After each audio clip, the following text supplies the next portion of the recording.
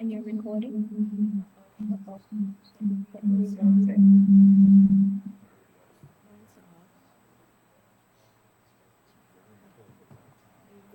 It's the master one.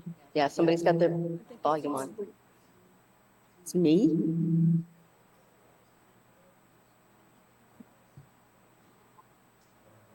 I'm off there. Is that it? Any more reverb? No. Okay, good. Good evening. It's Monday, January 29th, and this is a meeting of the Southborough Planning Board. The Planning Board is now in session. The first item on the agenda is a discussion item, the Master Plan Implementation Committee's semi-annual report to the Planning Board. Mr. Maria.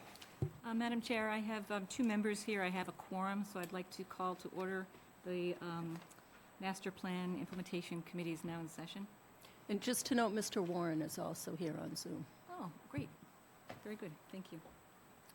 Would you guys like to come up?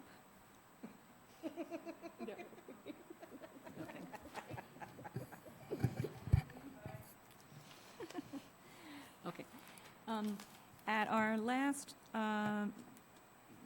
one of our last meetings with Planning Board, as you know, we decided, made the recommendation, and Planning Board agreed for a semi-annual report to the Planning Board. This one was particularly challenging because it hit right at the end of the year when we were putting together the annual report for the warrant, so it was very quite interesting. I gave you a number of documents, and if you had the chance to look through it, I don't also need to go through.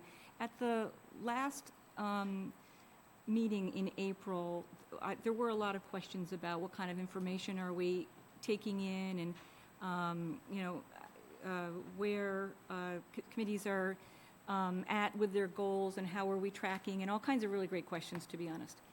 So I wanted to give you a little bit more this time so you could see sort of the intake, some of the intake forms, what I call the individual progress reports. And that's not really complete. It was what I had at the time that I provided it to you. But it's the type of information that, the level of information that we're gathering from each of the boards and committees and departments. And if you would allow, I'll give you just a couple of highlights. There's really quite a lot getting done, and that's the surprising thing when you put together a report every 6 months and you say, wow, there really is a lot getting done. So some of these are repetitive. I'll just name a couple, but obviously since we put together this report and doing the annual report at the same time, but in terms of local government and strategy and planning, obviously progress and funds appropriated for sidewalk development, community center exploration committee, I think it's nearing their work, to be honest, new pavement, sidewalk management system, under facilities, the hazmat plan has been developed and completed. Capital Improvement Planning Committee has developed a longer-term capital plan. Town technology improved and updated to cloud-based services to improve resiliency. And some of these others, obviously MBTA communities, hits a lot of our master plan goals for more housing in town, potentially, hopefully, affordable housing, and also housing diversity. A lot in environment and natural resources. And why I'm mentioning these is these are all hitting somewhere in our master plan at the recommendation level, and it's just super exciting to see all the committees doing a lot of different work. So this cleanup of the Breakneck Hill dump, the stormwater management permitting has been updated to be fully compliant with state, federal regulations. Pocket Park, as we know, the St. Mark Street Pocket Park has been completed. Signage for National Historic Register has been installed. Tercentennial Committee appointed. A dog park planned for Lundblad Field. So this is just some of them. You notice that there's some differences between the annual report and the semi-annual report. But quite a lot of activity going on. What I wanted to share with you is that the master plan has listened to the planning board in terms of trying to move to the next stage. And that is really, as we're working with our boards and committees, to try to capture information that helps us understand where we might be able to help with coming up with a priority. So planning board was asked specifically if we could provide a priority input into the select board process. This was asked by Mr. Stivers. So last year, as you remember, Mr. Stivers put forward a list that, were his kind of personal list, but he was able to use that as a select board member to work with the select board to, to set priorities, for their goal-setting process, which happens in around June or July, and asked whether or not the planning board had input. So what we're trying to do for this next capture of information is to be a little bit more analytical about it. And there's a couple of different ideas of how to do this, and we have a couple members here who have started to help, and I have started something as well.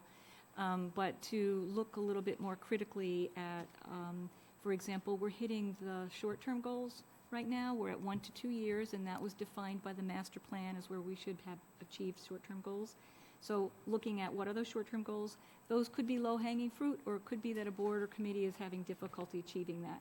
So we want to be able to be a little bit more targeted to see where could we give some input to. Maybe it's something that can be worked through the master plan implementation committee, to be honest, but possibly there could be boards or committees that need some funding, or they need a grant, or they need some help in working with other committees. And so just looking at our data a little bit differently, I think will help us in the next 5 or 6 months, so that we can be a little more of a participant, because we were invited to provide some input to the select board. So I'd be happy to answer any questions, and also have members here and online.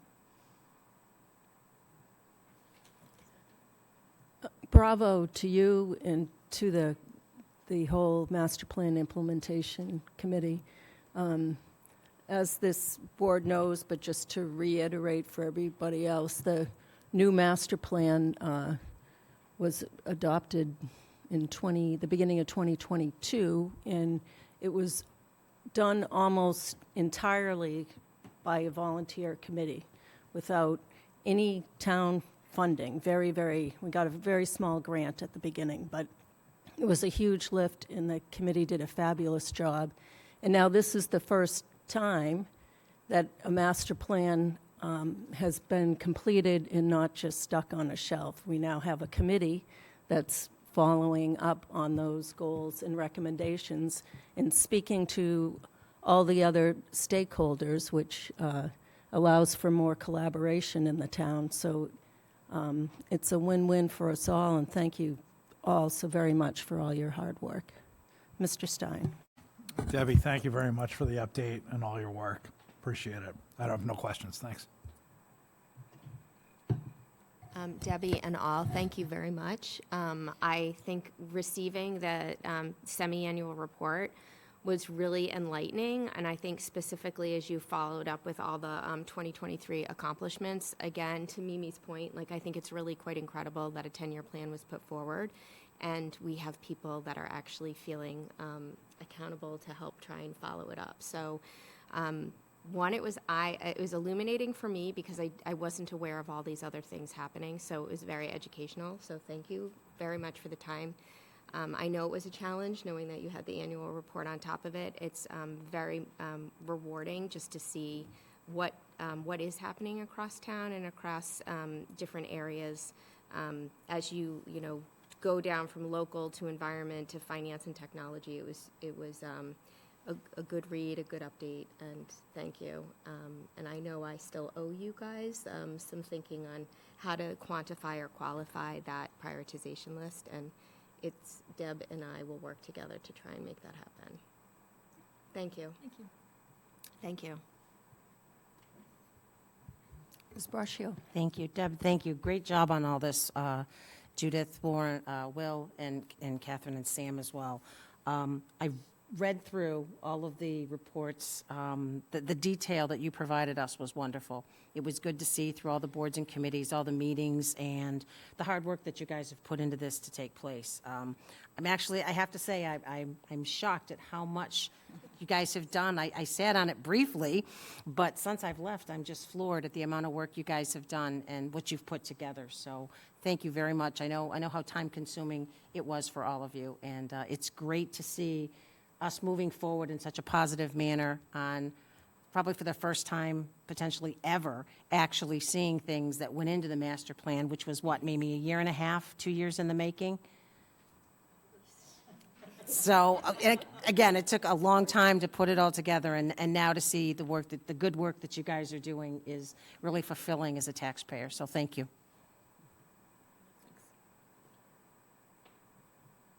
Oh, and one thing I forgot to mention, I'm one of the Southborough's reps on the Metro West Regional Collaborative, and we had our first meeting of the year, and on the agenda was accomplishments for 2023, and I'm like, oh my God, I can't remember what happened yesterday, so I pulled out your report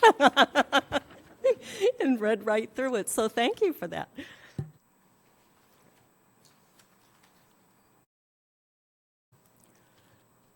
Does anyone in the audience have anything to add? Anyone on Zoom? Mr. Warren? Okay, thank you very much. The next item on the agenda is a discussion item, 21 Highland, Future Use Committee. The Master Plan Implementation Committee is adjourned. Oh, okay. Thank you. 21 Highland Future Use Committee, recommend a member. The last time that we discussed this, I had received a call from the Select Board Chair saying that this committee was on hold because they had a prospective buyer. So I guess they still have the same prospective buyer, but at the encouragement of local residents, they've decided to continue in two lanes and have this committee be formed and start working, I guess. So they're looking for a volunteer from the planning board to be on the committee. I would be happy to if no one else has an interest in doing it. So the motion is to recommend the nomination of Lisa Braccio to the 21 Highland Future Use Committee. Second? I have a motion and a second. Any discussion? Seeing none, all in favor, Latrell, yes. Stein, yes? Houlihan, yes. Demiria, yes? Braccio, yes. Thank you. That was quick, wow. The next item on the agenda is MBTA communities.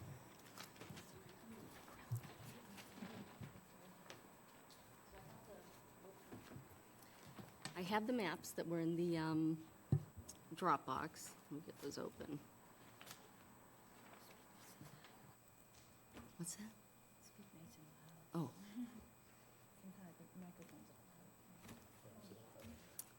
So it's hard to hear me? Okay. Everybody's been really quiet. So do you want to do an update?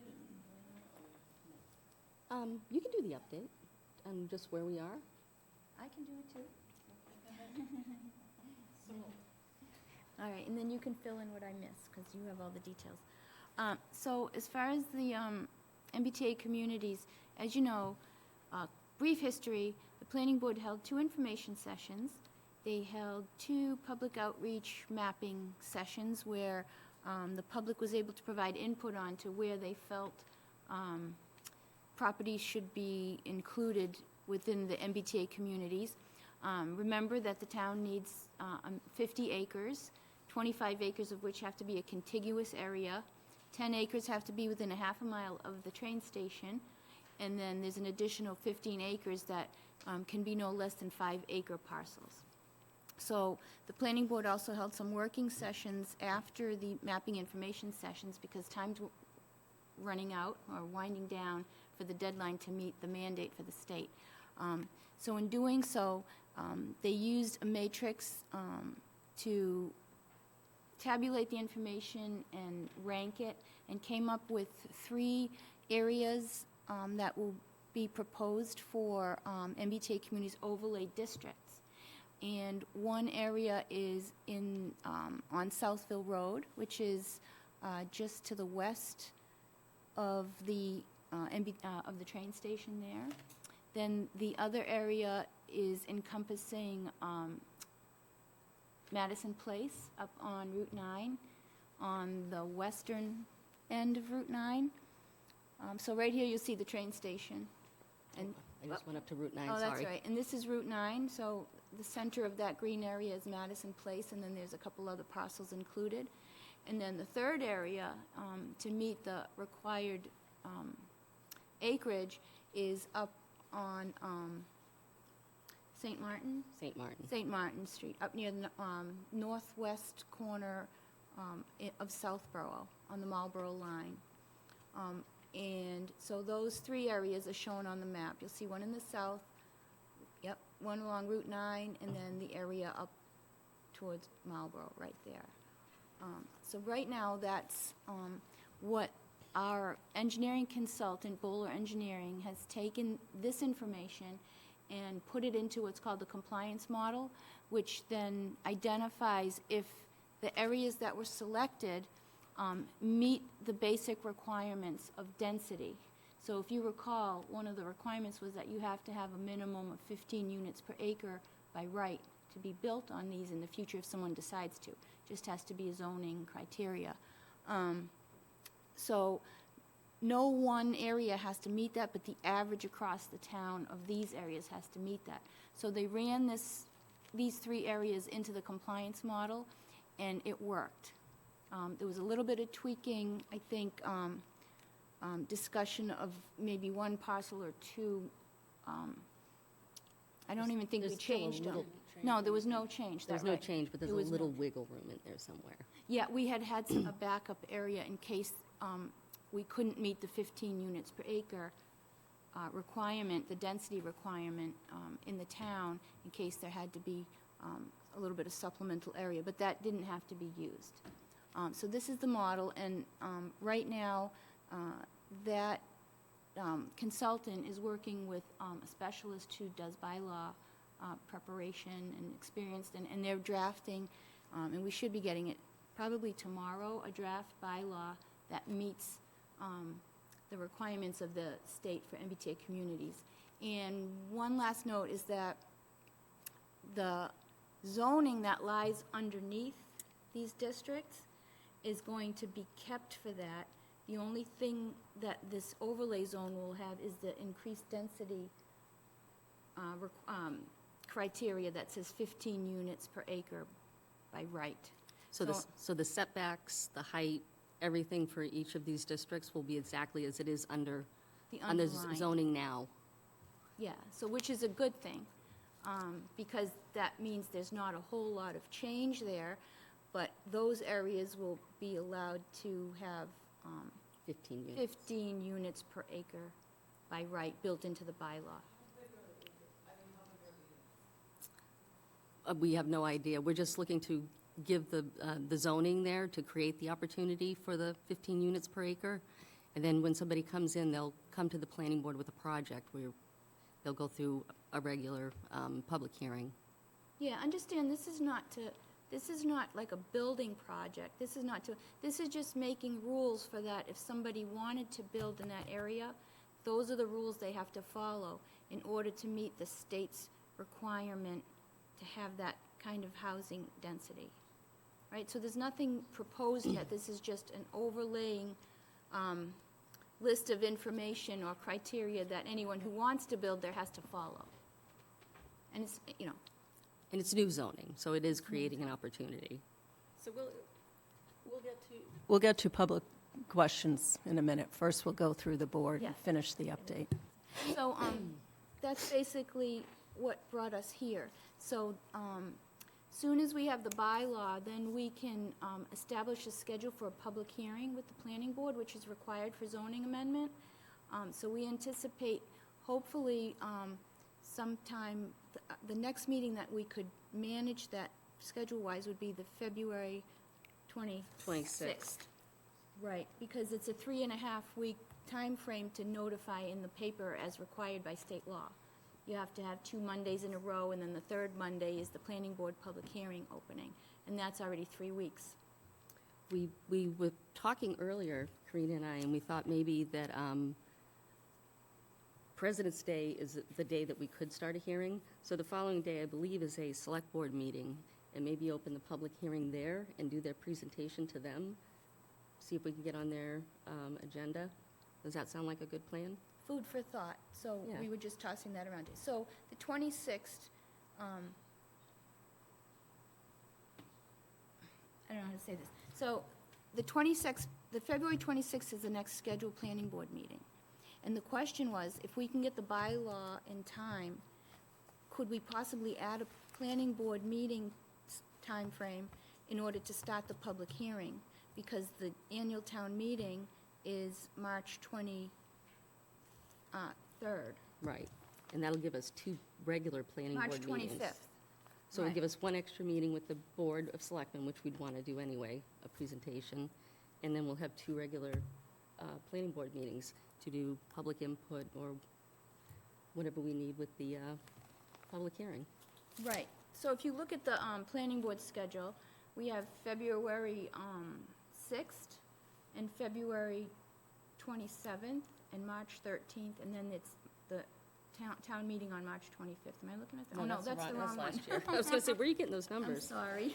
So the next meeting for the planning board, Yes, I'm sorry. I got the wrong. So February 12th, February 26th, and March 11th are the 3 scheduled planning board meetings prior to the annual town meeting. Sorry about that mix-up.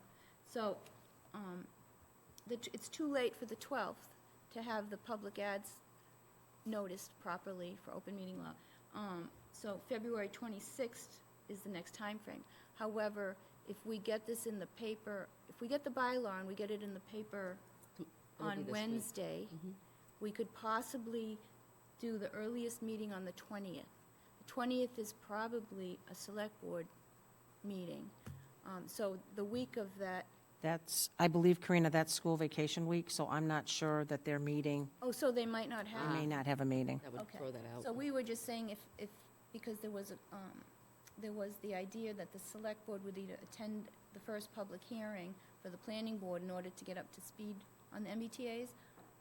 And with the time crunch, I thought maybe the other way around, but that's right. That's why we don't usually have a planning board meeting scheduled the week of school vacation. So me personally, I would suggest that we hold a meeting ourselves, because I think the first meeting is going to be very time-consuming, and I don't know if the select board have the bandwidth on top of everything else before town meeting to put that on their agenda. So that's just a suggestion from me. And also, we don't have the bylaw in hand. It's anticipated tomorrow. So when is the first, forget about the 26th, like when is the first day that we could actually hold a public hearing? The 19th. And that's a There's- holiday. We can't hold one on the Friday or the Thursday, the 15th? No, because, let's say the 29th, so if we get the legal ad in this week, it'll run on the 5th and the 12th. Okay. And then that's 14 days till the 19th. So any 15, 16, it doesn't meet the required 14 days' notice. So, and what day is the town meeting? 23rd of March. 23rd. So we might, yeah. I mean, the planning board has done this before, where we just have more meetings. And so we would be meeting, possibly, like I would suggest maybe the 26th, the 4th, and the 11th, which is a lot, but I think if we go about it that way, it's possible we might be able to get it done. So you're saying hold the 26th and have another meeting after that in between? The 4th and do we have a meeting on the March 11th anyway? Yes. So you'd interject a meeting in between those two. Did you say town meeting's the 26th? 23rd.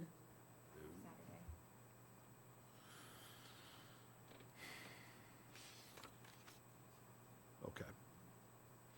Okay. We could add one to the February vacation week. I can't, I won't be here on the 18th.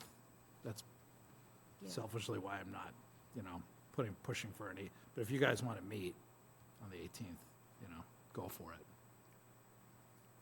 What- So adding the 4th and the 18th of March I'm into the afraid so, agenda? because Yeah, I on something like concur. this, It's important. I don't see any other way of this happening, personally. So Marty, you just said the 4th and the 18th to add? Of March? Yep. We could do that. Yep. And the extra meetings will just be MBTA. Yeah, we won't, I don't think we should add any agenda. Right, items. right. Yeah. What was the rest?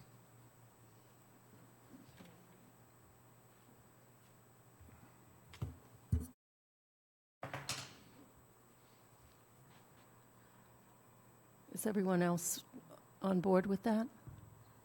Yeah. That assumes like a room's available on those days? I'll make sure. Yep. Can we do public hearings for a warrant article on Zoom if necessary? And Yeah. have it, As long as the public can participate. yeah. So we anticipate these to be hybrid, correct? So it will be in person with the Zoom as As well? many as we can, yeah. Yeah, Marnie just pointed out, we don't know if the hearing room is going to be available Right. all these days, but Okay. And the time frame, you're still hoping to keep it at a 6:30 PM? Okay. 6:30.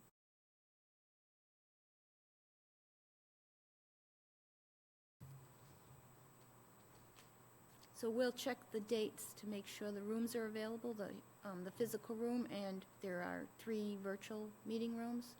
So that shouldn't be a problem. It's this room here. Just make sure.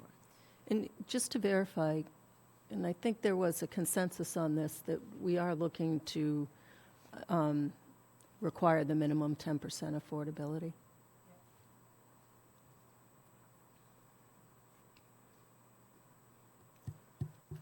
Any other questions or comments from the board? no, great job. Thanks again for the update. And it's going to be a crunch, but it's possible. Oh, I have a question on the affordability. what were we saying, the 4th? Right here. The process, if we wanted to increase it, So 311, 226 we already 220, Yeah. 26. So 2, We would have to hire a consultant to prove that it would still be doable for a proponent to make money at a higher percentage. I personally, and we'll see what the rest of the board thinks, I think that's, I think we get through this phase and become compliant, and then if we want to increase the affordability, we can work on that at a future meeting. But I think if we were to try and tackle that now, we wouldn't get, yeah, it's a 90-day turnaround once you send it, once we come up with it and send it into DHCD, which is now EO, whatever. Yeah, 90-day turnaround at least. yeah, it's just I was thinking about we've said we have the 340Bs. One of them's in litigation. I'm not sure. One of them has an attorney, and the other one, town council says has a significant issue. So I don't know that we can count on the 40Bs as helping us on the affordability. And I just was wondering if, what that process might look like. So it would have to be done by town meeting? So my suggestion would be to get this on the books, with the 10%, because we've already acknowledged that they're going to have that written into the bylaw. Yep. And then if we really want to do the 20%, we can work on that next year for another addition to this in the following year. Give us a lot more time to really figure it out. When something's on the books, we can work with it. If this passes town meeting, the annual, and there is a fall town meeting, why could we not do the study that needs to be done and possibly bring it back to make the change for a fall town meeting? That sounds like a plan. I mean, that's just a thought, but I haven't looked I into agree, it. Deb, I think it's important. I think it's really important. Okay. Well, I'm just putting it into relation to what else is going on in town, and we might find that the other 40Bs aren't moving very quickly, and we might have an opportunity here, that's all. That's a good suggestion. Thanks. So food for thought is that we would need funding, and you'd have to procure someone depending on, the man you procure them would depend on, unless we, on the cost of the analysis that's required. So the other part of that is the planning agencies or MHP who's currently granting, there may still be additional funds there for support like that. So we'd have to look into if they're actually supporting that extra step with grant money. My guess is they probably are, but we don't know for sure. Because we were moving forward with just the 10% at this point. But we can look into it further. I can report back on it next meeting. Thank you. Anything else? Anyone in the audience have a question? Yes, sir. Come up to the microphone and introduce yourself and your address.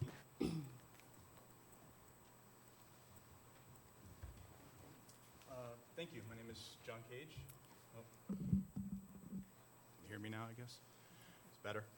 Thanks. My name is John Cage. Thanks for the opportunity to ask some questions. Do you mind changing that slide to the Porterville area one?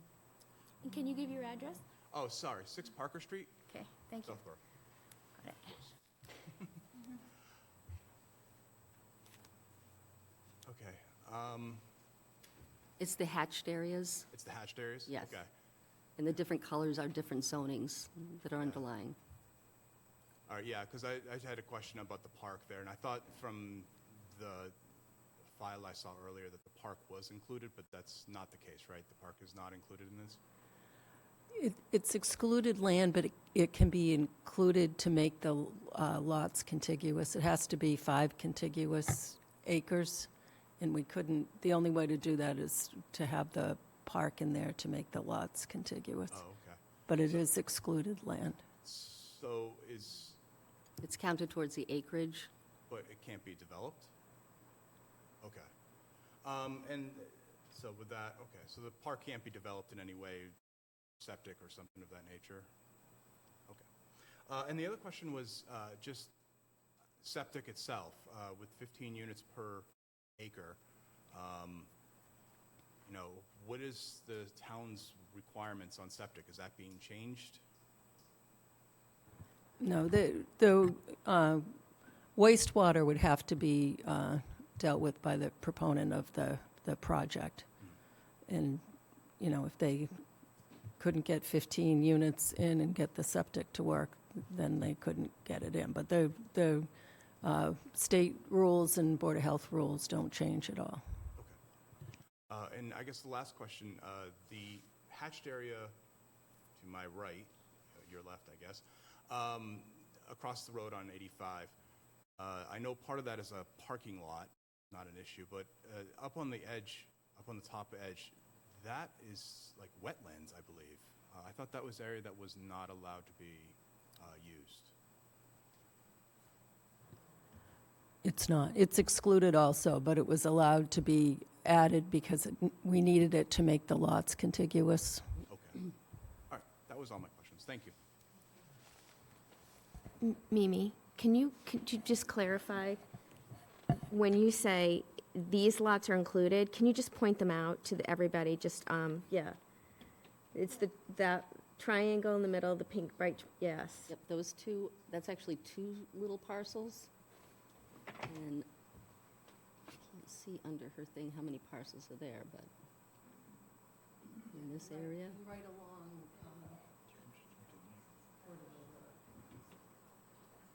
So I guess I'm not really particularly clear, like, so. This right here is Fitzgerald's store? Yep, like pink right here. yep. That's not included.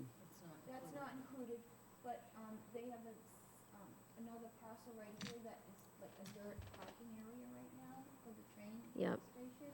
That's included right there. I don't know why it's pink. Included and can be developed. So I guess I want to be clear about what's included and is excluded land, and what is included that can be developed if someone were to buy the land or take it over and build on it. So if you put up the spreadsheet that has the parcels. Oh, sorry. If you put up the spreadsheet that has the parcels listed and then the map that we originally sent to Bowler, you can see the lots better, and the lots are also defined in the spreadsheet, so we'll be able to. Yeah, it's definitely going to be helpful for the public hearings if there's any way to Yeah. change We'll the clean up shading those on the maps. They'll be much bigger, and they'll show every parcel and the zoning. That was the images you just saw were preliminary mapping from Bowler after they ran the compliance model and said, here are the 3 locations that worked. It was more of an internal image.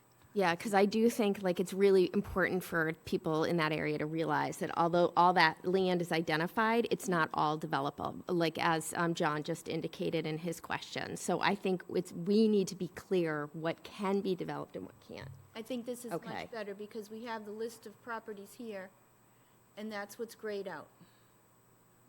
Right here. And again, this parcel right here is the Fitzgerald store. This is the roadway. Here's the triangle that's in between the streets there. We can certainly get more detail. I could show the wetlands. And you can see the wetlands here already in the green. See here? But I would even say that's still included in your map, but it's not clear for me, or I don't think anyone looking at it. Yeah, If someone were to buy property yeah. in that triangle, let's say that triangle sold, could they develop with MBTA community? I think they could in that area, wasn't that? So it's a park. Is So- it town-owned? It's town-owned, If that is Okay. town-owned right now, then it's excluded. excluded. However, the town could sell that. Okay. We can develop town There's no restriction. underutilized parcels. Yeah, so I just think we need to be really clear, Yeah. because it's not clear for me here. Yeah, and that's Commonwealth of Mass along Corderville. Okay. So that can't be developed either. No, Okay. unless they sell it. Well, but it's not, neither are really developable. Perfect. So Can we see also for the park, I can't think of what chapter it is that gives parks protection. I want to say chapter 51, but I don't think that's- 97. 97, thank you. Maybe if we could just see if that qualifies under 97, that it's protected as well, that might just cement it, instead of saying, well, maybe the town could sell it and it could be developed. And you're talking specifically about this triangle? And just one more question. So from point of clarity, it's just those 2 properties we identified that are kind of excluded land in the land. Okay. Hopefully that's clear. The other one is the 4-2 right here. Yep. Yes, Hi, ma'am. my name's Ann DeShams. I live at 272 Porterville Road, which is right there at the tip of that triangle where all the wetlands are. Marnie, thanks for those questions, because I don't understand how we can have these areas shaded in and say that they're not going to be developed. I don't understand where that's coming from. I also don't understand that this met with compliance with tweaks. What does that mean? What were the tweaks that were made to get these to be compliant? That was probably the wrong word to use. The lots weren't tweaked from what was submitted and agreed to. I think what I was trying to get at is that my initial thought when I first started doing this, and I think the public may have thought, that 15 units per acre is required on all these areas. And we've since learned that it's the cumulative of all the areas, the average, that has to come out through this compliance model, this program they run, that shows the town meets 15 units per acre. So, for example, one area might have, like this area, might have 11 units per acre ability to build out in the future, but another one, say up in Marlboro, and you can't hold me to these because I'm just giving you an example, For instance. might have higher density ability, and it averages out the two, or the three parcels, or the three overlay districts. So tweaking was the wrong word. Okay. What was selected, I think we had conversations to make sure that it was working with them, with the engineer. In doing that, we were saying, what if you did this and this? But it came back to what was presented. Right. I do have just a couple of comments. We have that park, and our side of town does not get any attention from Southborough. And this was a big deal. I don't know about anybody else who lives in that neighborhood, but it was a big deal for me and my family to have that park carved out in the Corderville sign. And I'm pretty emotional about the fact that it might be lost. And that really upsets me. The other thing that upsets me is the wetlands that we have a trail cam in our backyard. Brook goes right through our backyard. We have so much wildlife back there. It's a beautiful, beautiful place. And what any kind of development will do to that wetlands, I don't know. But it's an unnamed brook, but it's a brook. It's beautiful. And that also really, really concerns me, because there is a lot of wetlands in that area. From Southville Road all the way up to Woodland Road, there's wetlands back there. So I just wanted to be heard on that. I love our little park, and I would hate to see that go, because we don't have a lot on that side of town, and it means a lot to us.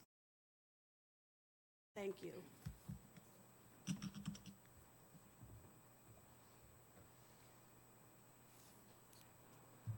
Yeah, we can look into that Article 97. So it's confusing because it's excluded land, like roads and streets are excluded, but you can have, lots are considered contiguous across them. So that was the same with the park and the Commonwealth of Mass land there. It was used to make the lots contiguous. So if I can ask a question. So theoretically, we could have undevelopable wetlands that there is no possible way to develop, but still have it part of the zoning district in order to make it compliant in terms of all the lots being next to each other. Does that make sense?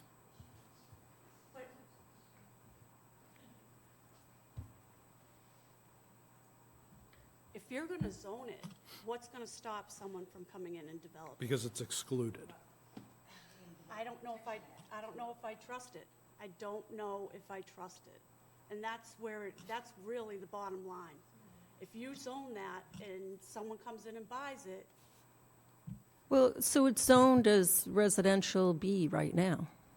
okay, So if someone came in and bought it, they could put a house on it. But it's a town-owned park. And if you look at it, I don't think that it has any of the setbacks so that you'd be able to put anything in Yeah, there. as it is right now, if somebody did that, let's say hypothetically, somebody bought that and put a house on it, it would be not very difficult to have an attorney appeal that, or even call the building department. They would have to tear it down. but I mean, It's it's up though. It's You what? know, if someone put it up, it's up.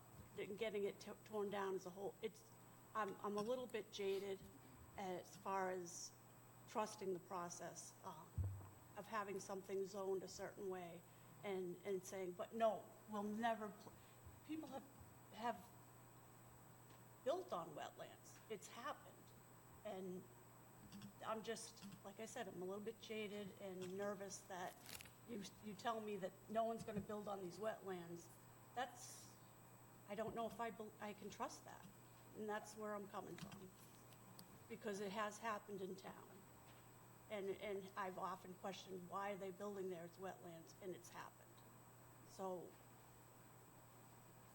that's where I'm coming from. Thank you. The state does. Amy, can I ask, kind of on that point, we know that the bylaw allows for the excluded land to be counted just towards the acreage. If it allows that, is there any way that it can actually be called excluded? Or, some way to word it within the bylaw that it's only there to meet the compliance of the acreage for the area? Again, I don't know the answer to that, and maybe that's something we can ask Bowler or, I understand Ann's nervousness. We've kind of all seen things. I mean, Mimi and I know there was property next to us that was, supposed to be wet, and it's now built. So I would be interested to see if there was any way we could find that out. The red line one? What I'm thinking is check with the select board and see if possibly they'll transfer that park to the care and control of the Conservation Commission, and then it's automatically under Article 97 protection.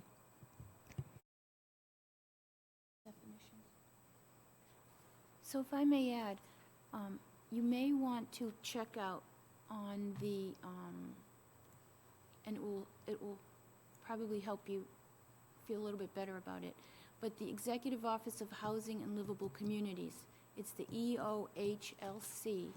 You can see them through mass.gov, okay? So this was their latest guideline. And in here are definitions that describe, if you scroll down, they're alphabetical under definitions. On page 2 at the bottom, it describes developable land, developable public land, and then it also describes excluded land in that. This just happens to be a redlined version we found really quickly of what their latest changes were when they changed their name from DHCD to HLC. But if you go to this document, it's very easy to find online. You can also contact. Can we put it on our website? Yeah, it may already be there, but you can call us and we'll show you where to find that. And if it's not there, we'll put it up on the planning website. But it's not a very long document, and you can read through it, and it won't be the red-lined one. And if you look at the definitions, that'll help you, because there are excluded land is, for example, all publicly owned land except for lots or portions of lots determined to be developable public land. All rivers, streams, lakes, ponds, all wetland resource areas to go together with buffer zone around wetlands and water by protected open space and recreational land that is legally protected in perpetuity. For example, land owned by a local land trust or subject to conservation restriction, or that is likely to remain undeveloped due to functional or traditional use. All public rights-of-way and private rights-of-way. So you see, that area is probably protected in some fashion, but it could also probably become more protected depending on it. So those 3 definitions right there will be very helpful. You can read through those at your own pace and understand them. And then if you have questions, you can give us a call, and we'll try and help you with that. Okay. One last thing, Mimi, can we that was a great idea that you came up with to suggest to the select board to put it under the care and control of Concom. We've done it for a multitude of parcels in the last year or so. Is that something that we can all agree to have Mimi and Karina do, to ask the suggestion? Everyone under agreement? Yep. Yeah. And we'll have to check with the Concom, too. So you want me to follow up with the conservation agent on the process to Protect the land? protect this particular parcel, the triangle? I'd start with the select board, and then and let the conservation agent know what we're thinking. Okay, so the question is, what would be the process to protect that 4-1 parcel? To transfer it to the care and control of the Conservation Commission. Okay. It should be relatively easy and quick if they're willing to do it. I mean, we did a parcel just before I left the select board, Yeah, so. they've done Typically, I went to Melissa just to see if there was an interest. Now, she couldn't speak for the commission, but as the agent, you know, she kind of gave us the go-ahead, and then the select board went with it from there. And then they'll have a meeting to accept it after. Lisa, are you aware if that parcel was mentioned anywhere in the open space and recreation plan? We'll have to look. It's online. That's another place that could be on a list already. I don't know, Karina, But sorry. probably not, yeah. There are properties identified as priorities in that open space and recreation plan. That's, So probably. I don't know. I'm just kind of throwing it out there that we could look at too. Okay. Any other questions or comments? Yes.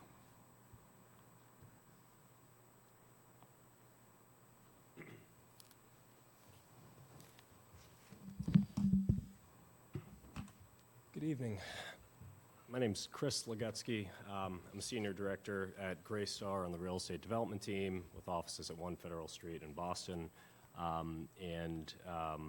and my team have been tracking the work that this board has been doing to reach the very high and challenging goals set forth by the state and on their timeline, and I commend you all for everything that's been done to date.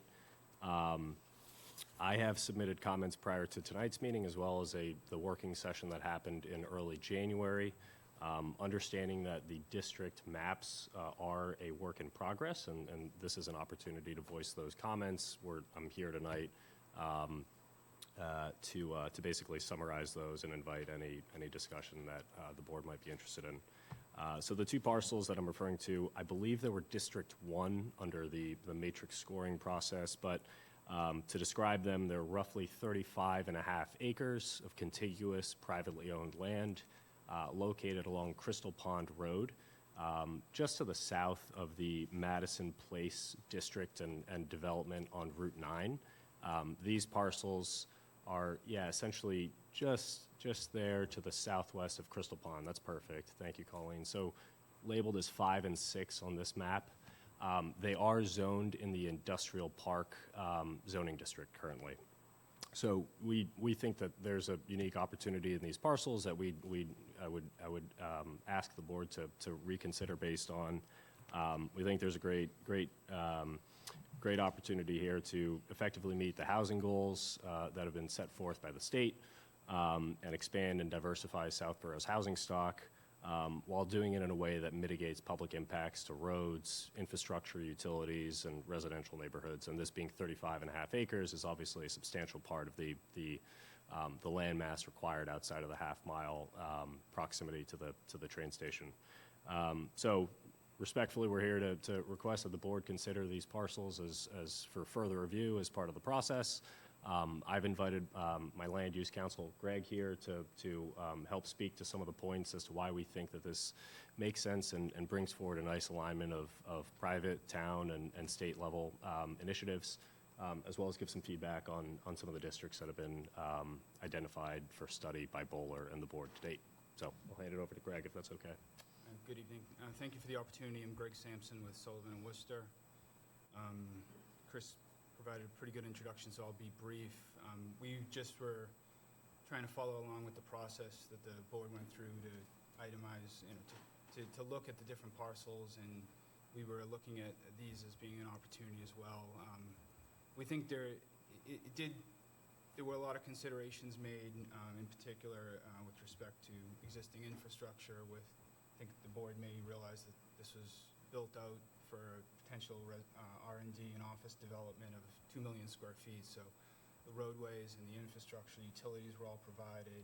Wastewater treatment plant was considered.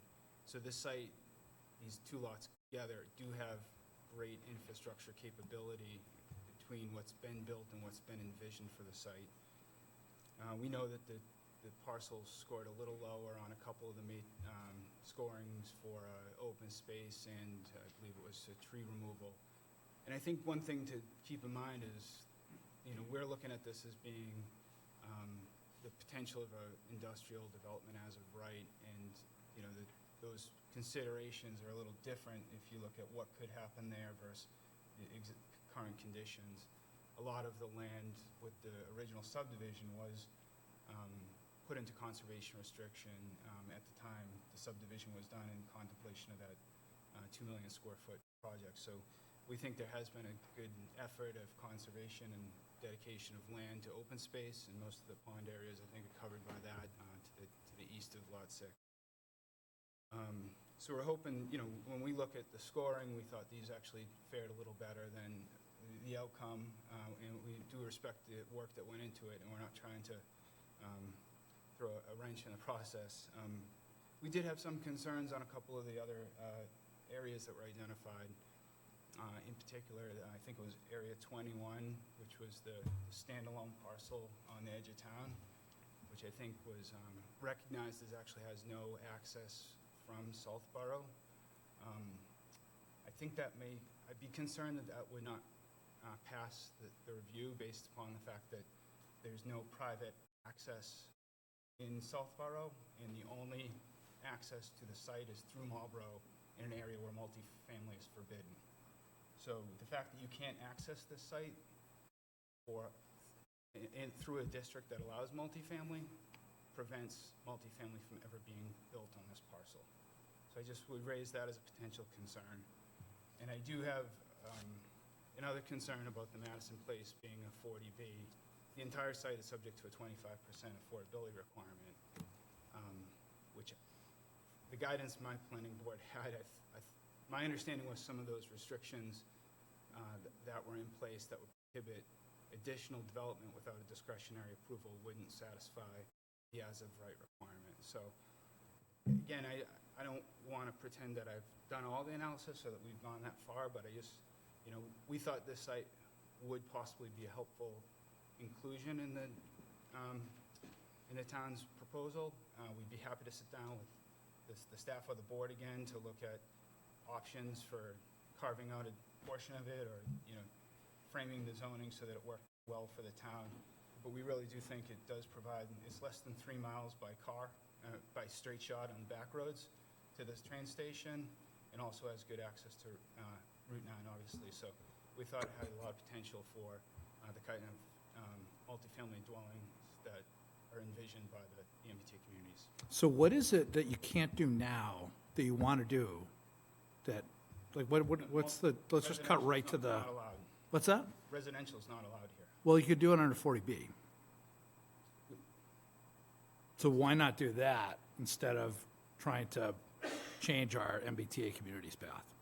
Yeah, I'll field that. So I think 40B is a possibility. I think that in our experience, if there's a planning initiative taking place here that might align the housing production goals with the potential development of these parcels, then better to try to find that alignment than to run parallel paths. So rather than allow these parcels to sort of sit on the side of the zoning initiative, allow for multifamily by right under these MBTA community districts, and then come back with a 40B at a later date, our thought here is we would just like to voice that we think that there's a great opportunity here, whether it's 40B or under the MBTA Communities Act. Okay. But it's the same thing, right? Like, you don't get one thing with MBTA that you wouldn't get with 40B, right? Well, I think the process is quite different. What's that? Well, we're going to have a 10% anyway. We- 25 under 40B. That's true. And under the permitting process as well, I mean, 40Bs can be a challenge. I think that there's a different level of community participation than what you're affording here. Obviously, going through a state process, and I don't need to educate anyone here about what the stigmas of 40B are. So the thought was bring it here early, and and welcome any feedback on what the best route to pursue that kind of development might be. Okay. So initially, way at the beginning of this, that was the initial thought, was to include those sites. There was huge pushback.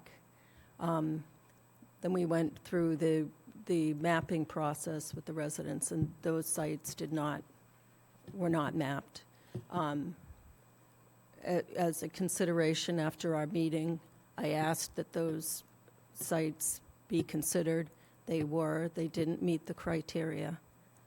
And we now have sites that have gone through the, according to our consultant, have gone through the compliance model and pass. What were the criteria that this failed on? I'm sorry for not knowing that. The scoring matrix, or were there other? I don't have it right in front of me, but Was the score- we picked the, yeah. Okay. And going back to Greg's comment, we're not looking to throw a wrench in the process. I know that there was a public information and public engagement process. I think that, this is obviously a larger forum and a broader discussion.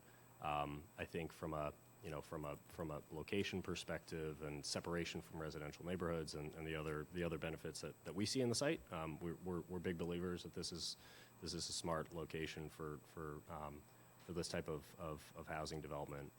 So I understand it didn't fit in earlier in the process, and it fell out through whatever sort of decisions that were made along the way to obviously get to where you are today, which is why we're here to acknowledge all that work and decision-making process, but just ask that it be reconsidered. Well, I think it was reconsidered. It fell out at the beginning. You asked it to be considered. It was reconsidered. It didn't make it through then either, so I think it's time to move on. Anyone else on the board have a question or comment?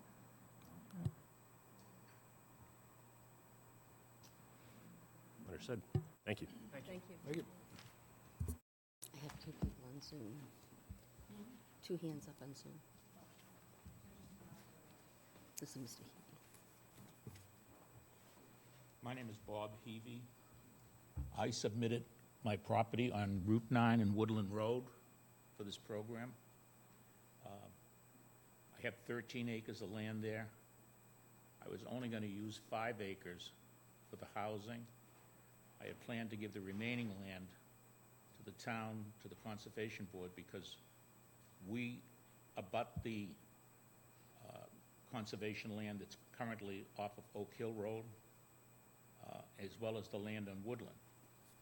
We own the property that could tie these two pieces together that the town already has, so you could have contiguous walks and conservation land. We have a lot of wildlife out in the back. I foolishly, years ago, allowed one of our tenants, I thought he was just kidding me, to go out deer hunting out there. And he got a permit, and he did go out deer hunting before I found out. I stopped it, but it turned out that that's a hell of a place to go deer hunting, I guess. I think it'd be perfect for the town. You'd be gaining, at no cost, a great piece of conservation land, and we meet all the requirements for your program. We're on Route 9, so we have main road access. We wouldn't be egressing in or off of Route 9. We'd be egressing off Woodland Road, which is a secondary road. We have no abutters, residential abutters. We have a drugstore. Behind the drugstore, there are some townhouses on a 40B townhouses that I built, and you really won't be able to see this project from there. I guess if you go up on your roof or something, you probably might be able to see them, but normal usage, they won't see them. And there's no one on Woodland Road.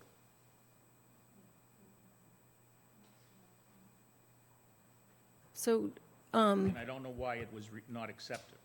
And I guess that's why I'm here. so it was considered, it went through our criteria, and it didn't rank up at we picked the top 3, and it wasn't one of the top And 3. why wasn't it? I don't have all of the rankings right in front of me. I can look for that, and I'd like to know why, yeah, very much. I'd like to know why it was not ranked. I don't know. I've listened to and followed what you did accept, and it's better qualified than a lot of the places. I mean, I just saw I know you have to have 10 acres down near the train station, but I think there's even better spots down there that could be developed a lot easier. There's some commercial property down there that's within walking distance of the train station. So I don't think that the people doing all of this research are really hitting the nail on the head. And I don't, I mean, I'm not arguing about what you do down near the train station, but you're really trying to jam something into land that isn't connected, and you're justifying why you can do that, when in fact there are pieces of land that are connected, that I think if you spoke to the owners, there's some construction companies down there. I'm sure they could be tempted to move somewhere else. So there wasn't 10 contiguous acres within a half mile down there, because there were two different parcels we were considering down there. Well, there's Ernie Quigley's property down there, and then there's some other small construction companies down there. And I don't think anybody ever approached any of them to see if they'd be interested. But that's not my Well, issue. so we're not approaching property owners. Okay. But I would like someone to get back to me and tell me why my buildings, my property wasn't accepted. Okay. I've spoken to people, and one person said, well, you've got historical buildings. Well, those buildings aren't even inhabitable. I'm trying to get my last 2 tenants out of them. I arranged for one of them to move into another building I'm in. I have, rather. And I'm working with the last tenant, and then I'm demolishing those buildings. So then we're going to be sitting looking at some not so nice. Email the planning office, and we'll send you the criteria of where your parcel's ranked. Okay, I'd appreciate that. I was just going to add that I can pull it up here, and there's 1384 Turnpike is part of that. 13.341 acres is an open space priority parcel, so that was immediately removed from the calculations. It was removed? Removed from the calculations because it was identified as an open space priority parcel. Open space? Yes, the Open Space Commission had identified that as a priority parcel. As a priorities parcel? Yes. Well, we weren't going to put anything on it, but we were going to give that to the town for conservation. Right, so when we were doing the calculations, those 13 acres got taken out of the other acreage. And so I think that left just under 9 acres remaining. And then there are three properties. One at 72 Turnpike, which is a 1900 date. That's 1.984 acres. And then there's a 2 Woodland and 88 Turnpike, both with historic dates of 1958 and 1900. So those were excluded. So that takes it below where it would be the requirement to at least make the 5 acres. So, that's what I said, those buildings, I've already gone to the town building department to pull permits to demolish those. They're not safe, they're not inhabited, and I've been trying to get them accepted by the building department for a few years now, and every time I do one thing, there's 10 more things that needs doing. They're not, you can't fix them, they're not repairable. So those should not be listed. They're going to be demolished very shortly. 13, 14. So out of the 15 parcels, that would have been That's 13 acres there. 1, 2, 3, 4, 5. That would have been the 6th, the next one down, just for awareness on the planning board. So as we ranked the 5 areas, that would have been the next one down, based on the rankings through the rubric. Was that because of the houses? Is that why it ranked down that?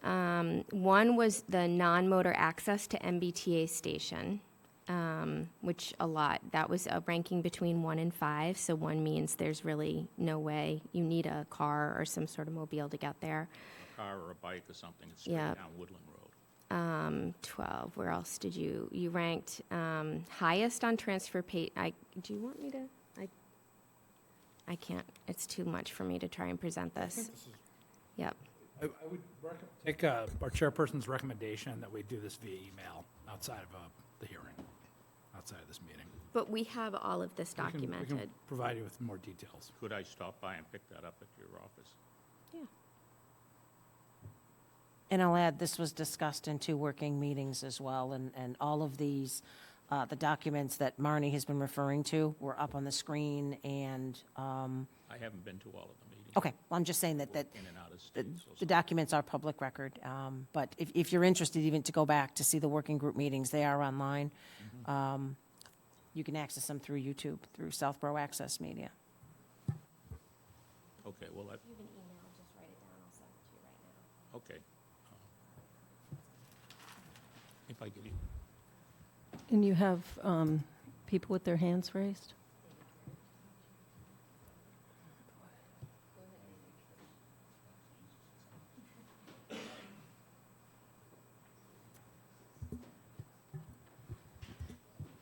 Hello, Mr. Perry. Yes, good evening. Can you hear me? Yes, if you could just introduce yourself and give your Yes. address.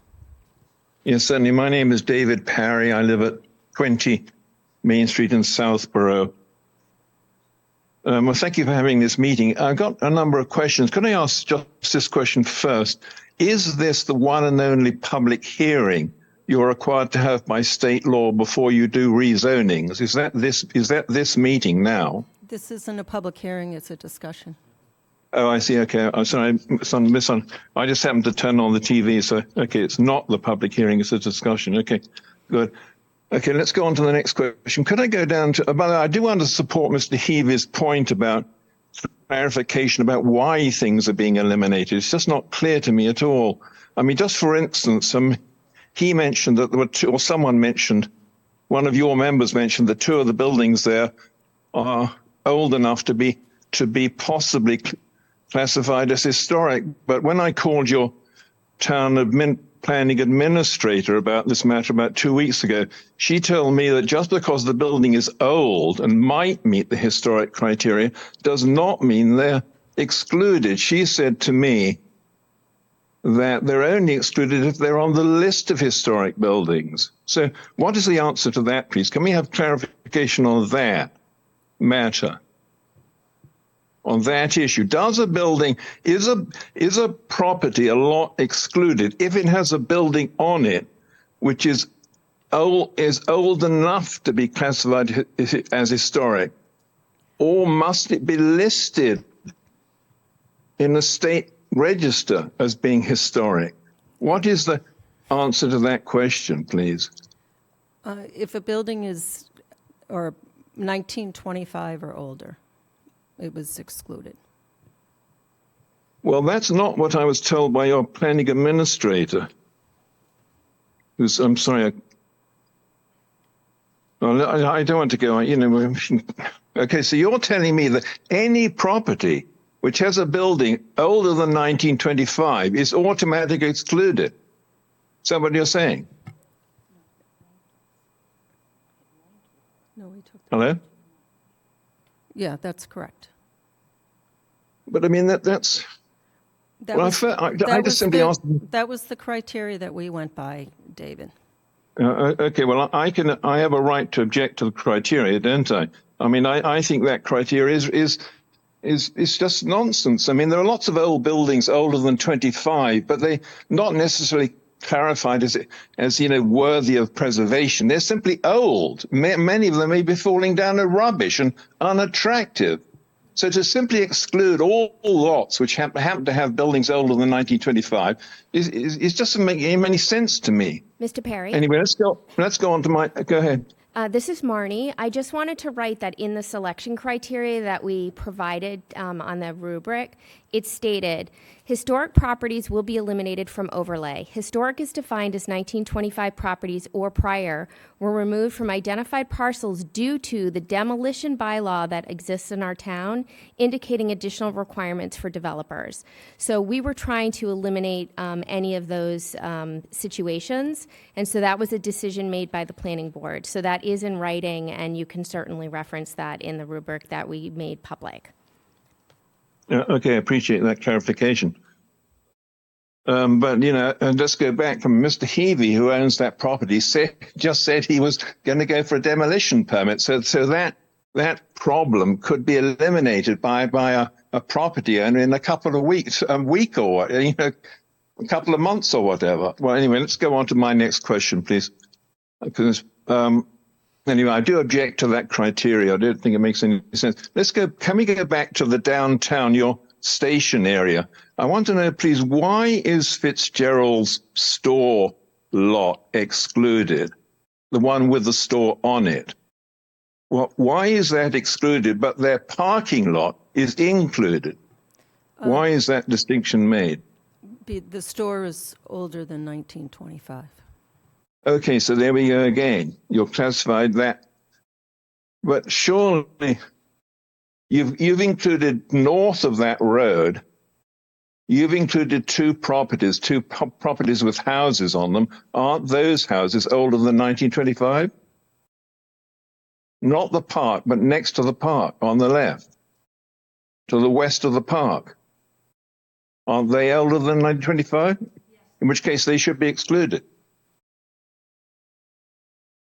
Well, listen, I don't expect you to answer these questions now, but I'm just raising them because I just think you have a problem here, just excluding properties which happen to have an old, possibly ugly and building not worth saving, and just excluding it outright because you may be eliminating properties which are very suitable for multifamily by using that criteria. Anyway, I appreciate your work on it. Best of luck. Bye-bye.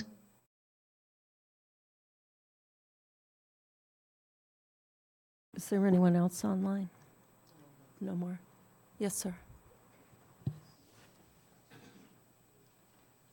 My name is David Maleki. I live at 3 Cottage Street, right across there. So our house is older than that, and it's part of the inclusion. That wasn't even my question. So I do wonder why it's on there.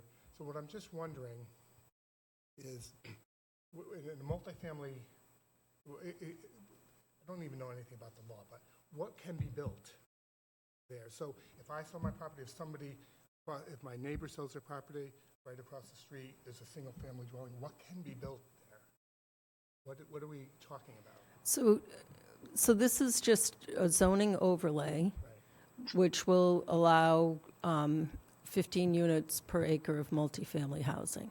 But the underlying zoning remains, so that means that it has to have the frontage that's required under that district. It needs the setbacks that are required under that district, the height. And it also has to meet the Board of Health and the state Title V requirements for septic. Okay. So I guess I just have to get familiar with what is possible to be built under all those bylaws. Yeah, I wouldn't know how to figure that out. Yeah. But it's probably not 15 units. Right. That's what I'm just wondering, like a parcel that's right across the street, it's 0.6 acres. What can be built there? What's the possibilities?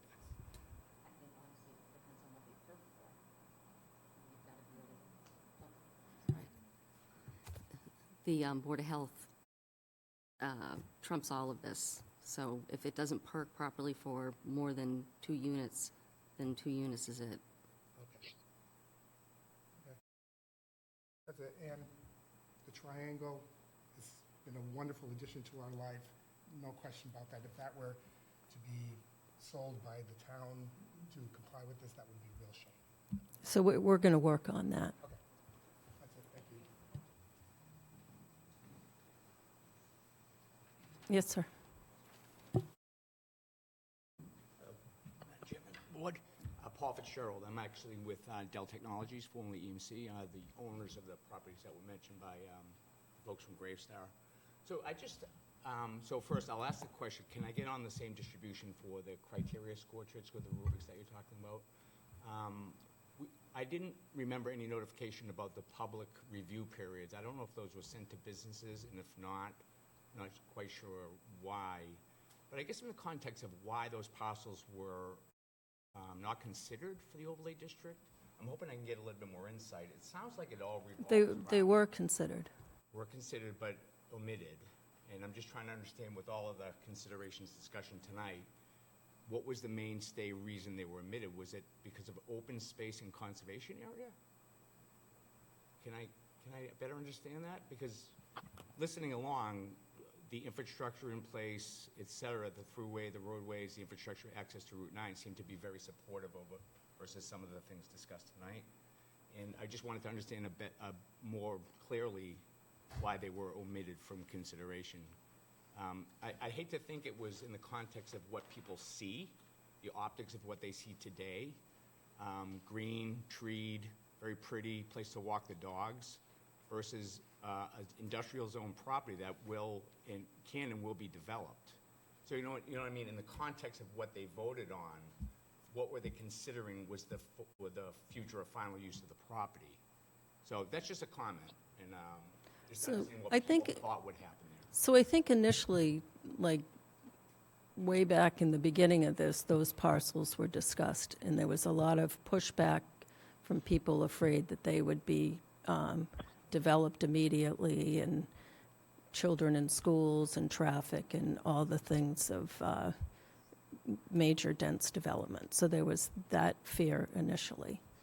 And then they were reconsidered, and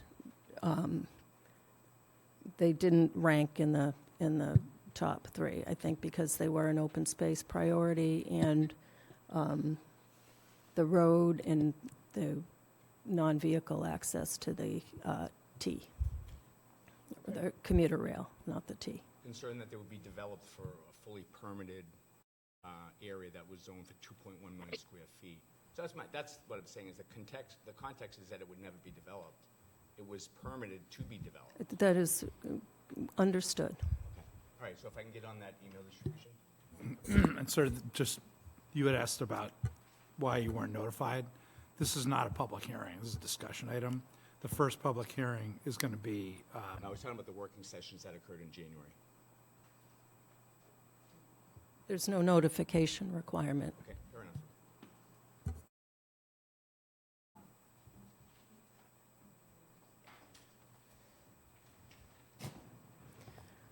More hands. Anyone else? Yes, ma'am.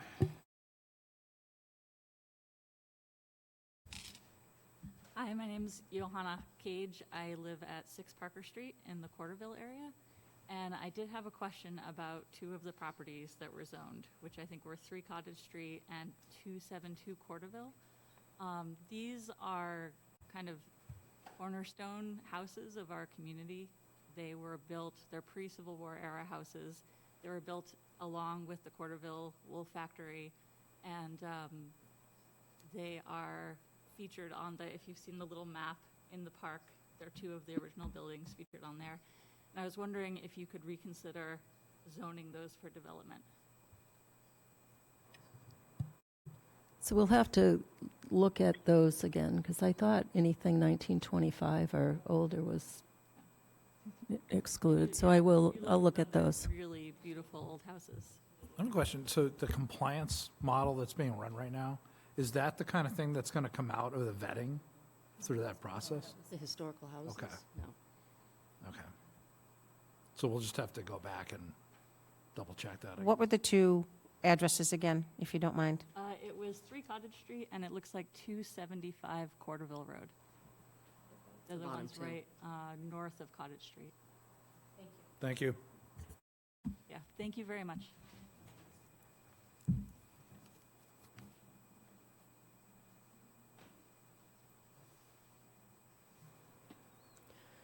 Anyone else? There's one on Zoom, I think. Where is it?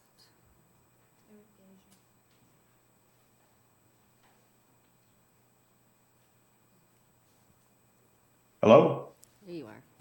Yes. Hi, Eric. If you could introduce yourself and give your address, please.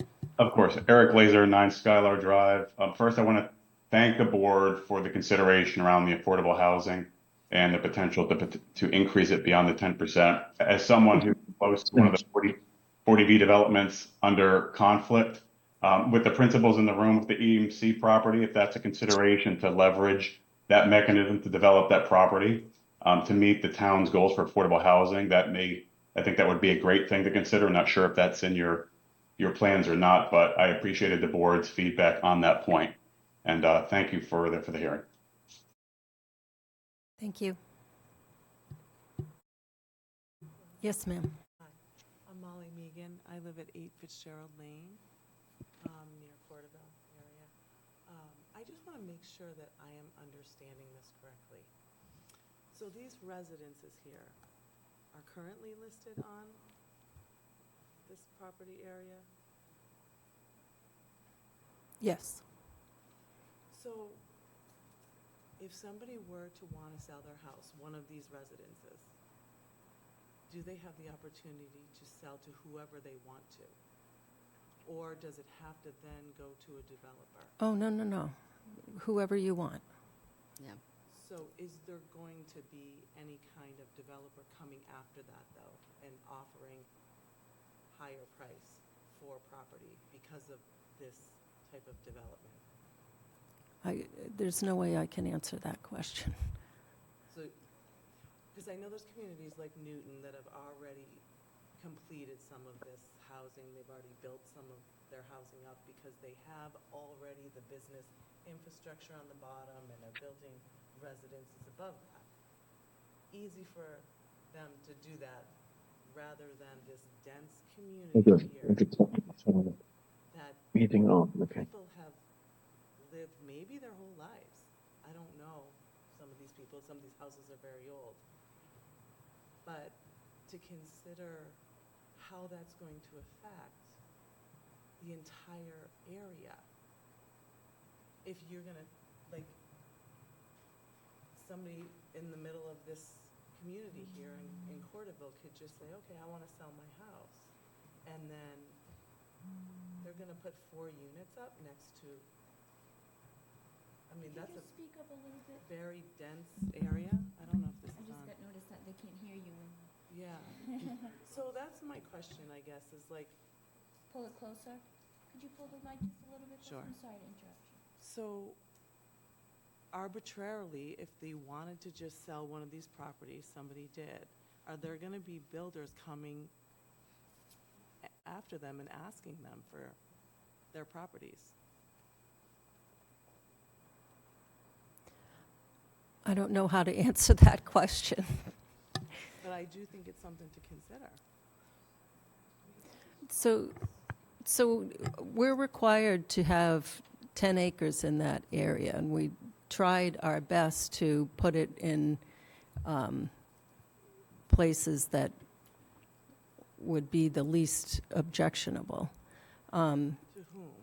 Well, and have the underlining zoning remain in place, which is huge because you have to meet all the setbacks and the frontage and everything that is now required in the zoning. All you have on top of that is the ability to build denser, if in fact you can do that. So on some of these, small lots, you're not going to be able to, put 6 units or whatever. And my other question was about the park. So can somebody petition the town to sell that land to build on that park? So we're going to work on that. We're going to speak with the select board and hopefully have them transfer that to the care and the control of the Conservation Commission, which puts added protection on it under Article 97. And then you'd have to get the legislature to overturn that protection. So it's added, you'd have to go through the state. Thank you. You're welcome.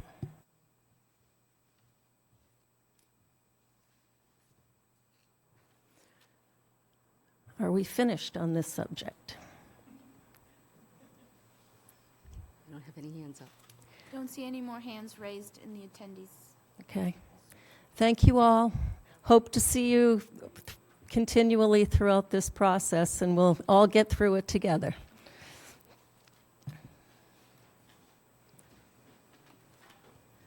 The next item on the agenda is a public hearing, Downtown District, public hearing to amend the zoning code, Chapter 174, to include the Downtown District in use regulations, sign bylaw, outdoor illumination, landscaping, and where that may be appropriate. Would you like me to read the legal ad? Please read the legal ad. This is the public hearing notice to amend the town code to include the downtown district where appropriate. Per section MGL 48, section 5, the planning board of the town of Southborough shall hold a public hearing on Monday, January 29th at 7:10 PM in the McAuliffe Hearing Room, 17 Common Street, Southborough, Mass., and via Zoom to consider amending the town code to add the downtown district in areas of the code where appropriate. These hearings concern the proposed addition of the downtown district throughout the code where appropriate.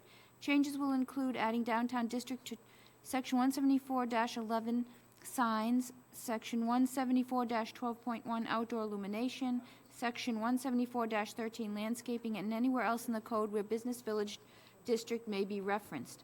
A copy of the proposal may be viewed on the planning board's webpage at www.southboroughtown.com/planning-board or in person at the Southborough Townhouse during normal business hours. Persons wishing to participate in this meeting can do so in person or via Zoom. Remote participation by going online to www.southboroughtown.com/remote meetings.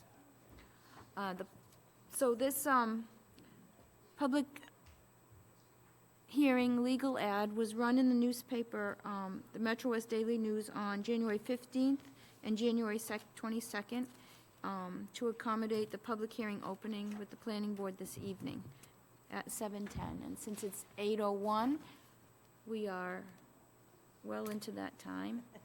Not too early. To give you a little background on the proposed amendment to the town code, generally, as you recall, a couple years ago, the downtown district was added to the zoning code as a new district with a zoning map update approved at the town meeting. Several sections were updated in the town code to accommodate this, but after the fact, we realized there were a few spots where it wasn't addressed. For example, in the sign regulations, there's a table that describes the criteria of the size of a sign, et cetera, that's allowed in the business village district. However, we never added downtown district there. Yeah, that's before the one. For example, in that chart, we'll just simply be adding the word downtown district next to business village. If you go back, Colleen, under the schedule of use regulations, where you just were, 174-8C5, you can see here that there's criteria that says any lot created after April 6, 1996 in any zoning district except the BV business village district shall contain a minimum lot of 20,000 square feet. We have to add the downtown district here because I believe the minimum lot is 5,000 square feet. So just it's more housekeeping. It's all housekeeping. The next section was 174-11. D. And here's the table in the sign bylaw where previously, right now, we just have business village district, and we failed to put it in this table here as well, so that when people come and want to install a sign in the downtown district, which overlays a piece of the former business village district, the criteria will be the same, as you can see in that chart. Then we have section 111E 1A, and that has to do with, I'm going to get there. Again, in the sign bylaw, there were sections under special permits for signs, which referred to a standing sign in districts other than residential, conservation, research, scientific, and professional districts, which exceeds in height 15 feet in the business village district. We need to add and downtown district here. Again, same thing under Part B, 20 feet in districts other than business village districts and downtown districts, fronting on Route 9. Now, there's no downtown district fronting on Route 9, so we'll fix the wording there so it's clear. But basically, it's to show that criteria is for the downtown district as well. And then also here, or exceeds an area of 35 square feet in a business village district and downtown district. Again, and then in Part B, same thing for districts other than the business village district fronting on streets other than Route 9 and the downtown district. Go back just a little bit, Colleen. There was a third piece here. So Part D was also a wall sign in districts, 35 square feet, in the Business Village District, and in red, the Downtown District will be added. And again, under number 2, 75 square feet in districts over the Business Village Districts, fronting on streets other than Route 9 and the Downtown District. On to the next. Okay, and next Outdoor illumination. Was the outdoor illumination section of 174-12-1E3B. There is language there that identified lighting zone 2, moderate ambient lighting, and these lighting zones each have districts associated with them, and we're simply adding downtown district to the LZ2, which was accommodating for the business village district. Then there was a associated chart, which table, which also the same thing. It identified the lighting zones, and under LZ2, which had the business village district, we're now adding downtown district again to align itself with that downtown district. Then Landscaping. under landscaping, section 174-13A3, as follows. Exceptions, the requirements of this section do not apply to developments or renovations in the business village district, and we propose to add and downtown district. However, the planning board may require landscaping as part of the site plan or special permit application within the business village district and downtown district. And again, because the downtown district was overlaid in a sense on top of the business village district, we wanted to make sure that was included in there. Well, I think they have separate landscaping requirements in the downtown. In the guidelines. Or in the guidelines. It could be in the guidelines. We'll check that. That's all the changes. Yes, as if you recall, the downtown district does have a set of design guidelines. So we'll also confirm that as well. I don't think there was any conflict there, but we'll check, we'll double check. No, I don't think conflict, I think that's why it needs to be called up. If it's Yeah. design guidelines, it's And then for town meeting, we need to present this, right? Yes. We're representing this. It would be good, I think, just to have like a slide or two that just identifies upfront, like where we're adding versus having, I mean, we'll provide all this, but I think just to show that we're just adding in these particular areas, just the a pages high that we're level, adding. succinct, yeah. Yeah, just the section. Just the sections, we don't need, yeah, because, Yes, so in the Warren article language, if you go to the very beginning of your document here, is this what you're talking about, Marnie? Right here, yes. that. That's what I was reading off as Yep. Colleen was scrolling through. Okay. So just a slide like that.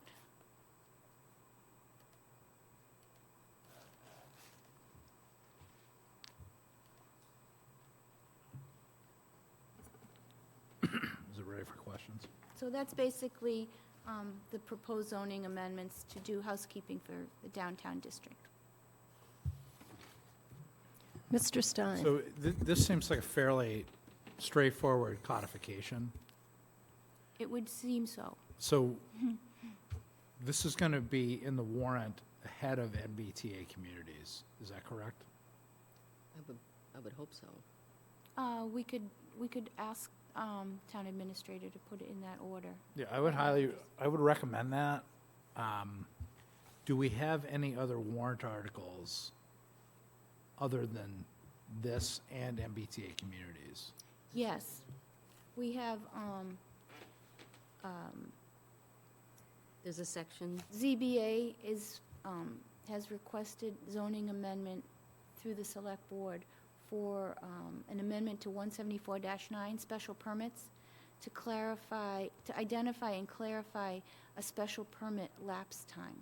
So similar to like what we have for the lid, for a special permit for lid, that bylaw requires that you have, the special permit lasts for 2 years with 1 year extension with certain things, like Right. that. They're going to add that into 174-9 for special permits that aren't specifically outlining a different time frame. For example, like adult uses has a different time frame for a lapse period, or the medical marijuana. Okay, yep, I remember now that. Anything else? think that's I it. think those are the three. Okay. three. When are we going to have the public hearing on that?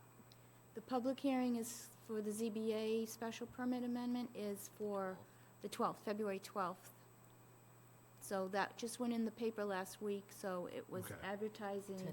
today, next week, Monday, and then the following Monday is our February 12th planning board public hearing opening for that. Okay, so in the past, what the department has done is continue to have these public hearings for these warrant articles on each agenda, right, all the way up, on every meeting, Up to the until town meeting, right. Is that necessary?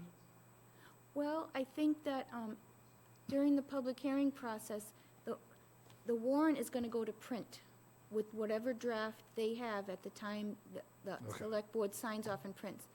If something comes up and you want to have discussion about a potential amendment to that warrant article, then that allows you the opportunity to still discuss that up until the town meeting. That's fine. I just feel like, in the context of what we're trying to accomplish with MBTA communities, the time management has to be, like, Very very strict. sharp. Yeah. Yeah.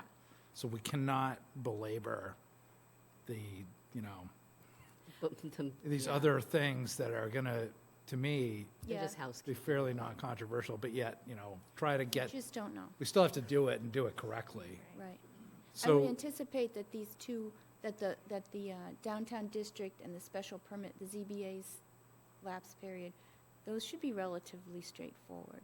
Okay. It's like a house cleaning thing, because as a matter of fact, ZBA's amendment It's required by, is required, but it's also in another, 174-25A was another area they were going to add it, but town council opined that it wasn't necessary, that it could just be handled in 174-9, so it already simplified that. There's like one small section that's being added there. So we might want to figure out who on the planning board is going to present this, just because it's not a piece, you know, it's non-controversial in my opinion, it's codification, it should be no problem, but it still has to be presented, and whoever presents it has to do some homework and be ready to do it correctly. So do we want to assign that task now, or what's your thought on that, Mimi? We can if you want to do it, if you're asking. Does anybody else want to do it?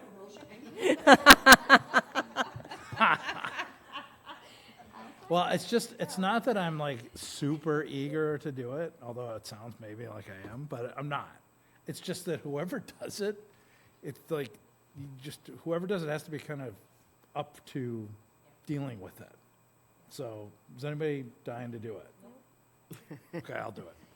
Jesse, it's also, Downtown district for Jesse? Yeah, that's fine. Okay. 'Cause And, just- and as to keeping it open, I see your point that, you know, Yeah, it's it pretty drives me crazy. straightforward, except for you'd hate for something to come up at the last meeting, and then we have to 3 weeks re-notification, and then it can't go to town meeting, and That's fine. so I think it's just cleaner to keep it open. Okay, so I'll be working with Us. we'll have it all there. offline to brace myself for that. And we anticipate, like Marnie had suggested, there's a slide with this section here, and then you'll have your Yeah, notes, which actually I'll work with has it. the department to do a PowerPoint presentation and be ready for what the, And the other one for special. Does that mean we should take you out of the running for MBTA? well, I was very excited when Lisa volunteered to be on the 21 Highland Future Use Committee, put it that way, and I'm grateful for it. Oh, you're going to take me out for presenting MBTA? Yeah, that's a good point. I mean, I don't know, right now, it's kind of looking, Oh, they're going to do their own? but, And just to be clear, up the for discussion. ZBA will do their presentation for their, oh, so we don't need to have a present. they do their own, right? It just has to come through planning board as a requirement for a public hearing for state. So we're going to have a discussion item on MBTA communities in the next agenda, right? So at that point, we'll figure out who's going to be the lucky winner for that. I've already started a PowerPoint. So, Yeah, Colleen has started a PowerPoint already to help trying to go back where we for started. the MBTA communities, so. Or we can figure out, maybe that'll be a team effort. I mean, We'll have to do, yeah, maybe the whole board will go up on there and face the music. Never hurts. Any questions on outdoor illumination? Anything else on the board? Not outdoor illumination, the updating with downtown district. Anyone on Zoom? Anyone in the audience? So we need to continue this to the next. We need a motion to continue the public Sorry. hearing. So move to continue the public hearing for the downtown district, amend the zoning code, chapter 174, to include use regulations, sign bylaw, outdoor illumination, landscaping, and where that may be appropriate. Second. I have a motion and a second. Any discussion? Seeing none, all in favor. Latrell, yes? Stein, yes? Houlihan, yes. Tamiria, yes? Brascio, yes. And that's continued to the same time, 7:10, just so you know. Thank you, yes. The next item on the agenda, discussion item, minor site plan approval, 264 Corderville Road.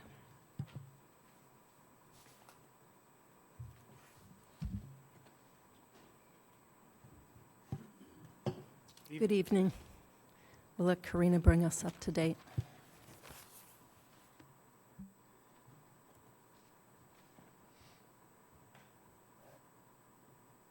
Okay. Skip notes.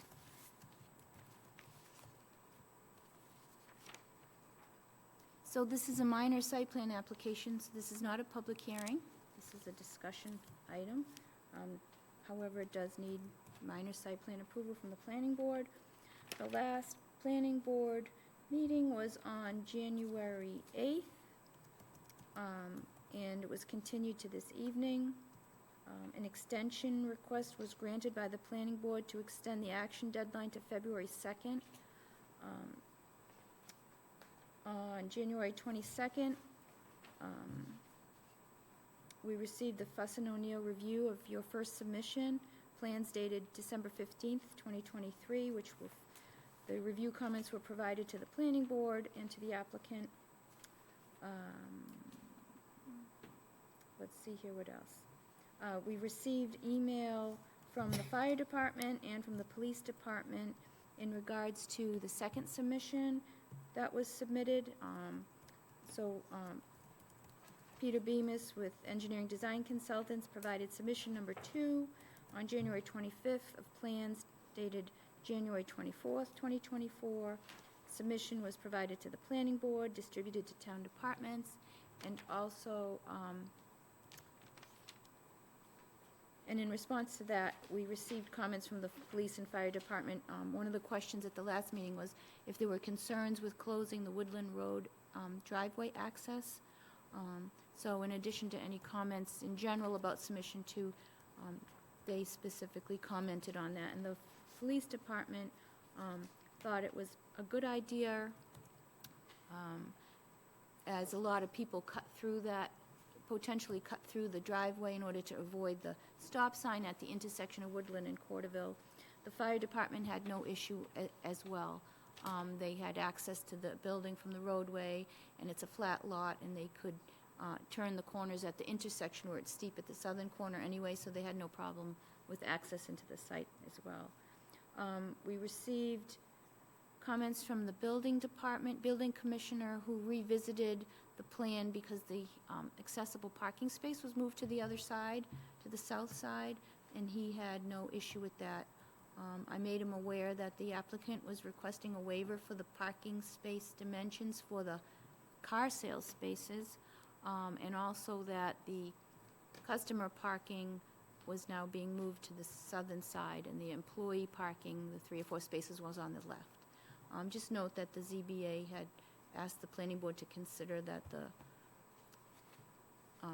employee spaces be kept in the southern corner, just so you're aware of that. Then we also received some information from Peter Bemis about a oil-water separator that's proposed on the right side of the building. per requirement of the Board of Health. And Peter submitted plans to the Board of Health. There's a copy of that in your packet, I think. Last page, it's red, right? So you see that. The Board of Health asked that, as part of that, let me just get my notes here. Asked that the planning board, should they approve the application for the increase in, well, for the minor site plan, that as part of the approval, the oil gas separator be installed prior to occupying and selling automobiles. So something in that manner to ensure that the oil water separator is installed be a condition. See what else we received. Small project, but a lot of input. Let's see here. Building. We received, in case it's necessary, an extension request from Peter Bemis to extend the action deadline to beyond the next meeting, which is February 12th, plus 4 days is February 16th, in case of any weather or anything. Then, just see what else I have here. Talked about the building inspector, fire department, police. We did receive an email on January 8th, just before 10 p.m., so that was after the last planning board meeting, from Laura Engel, who is 198 Woodland Road, with comments on the project. That was forwarded to Peter Bemis so he could have a chance to understand and speak to those if necessary. And then brings us to tonight, January 29th, planning board meeting number 2. Great, thank you. You're welcome. Good evening, welcome, Mr. Bemis. Good evening. So we also had Fuss and O'Neill comments, so there were 3 comments. The first pertained to the spaces in the waiver that was necessary. The second pertained mostly to the waivers that we had regarding the lighting. There were some lighting changes to eliminate many of those items. And then the third was to just address the signage, but we don't need that sign because we're going to block off the entrance. So I don't know if you can put this site plan up on the screen. I can go through the changes.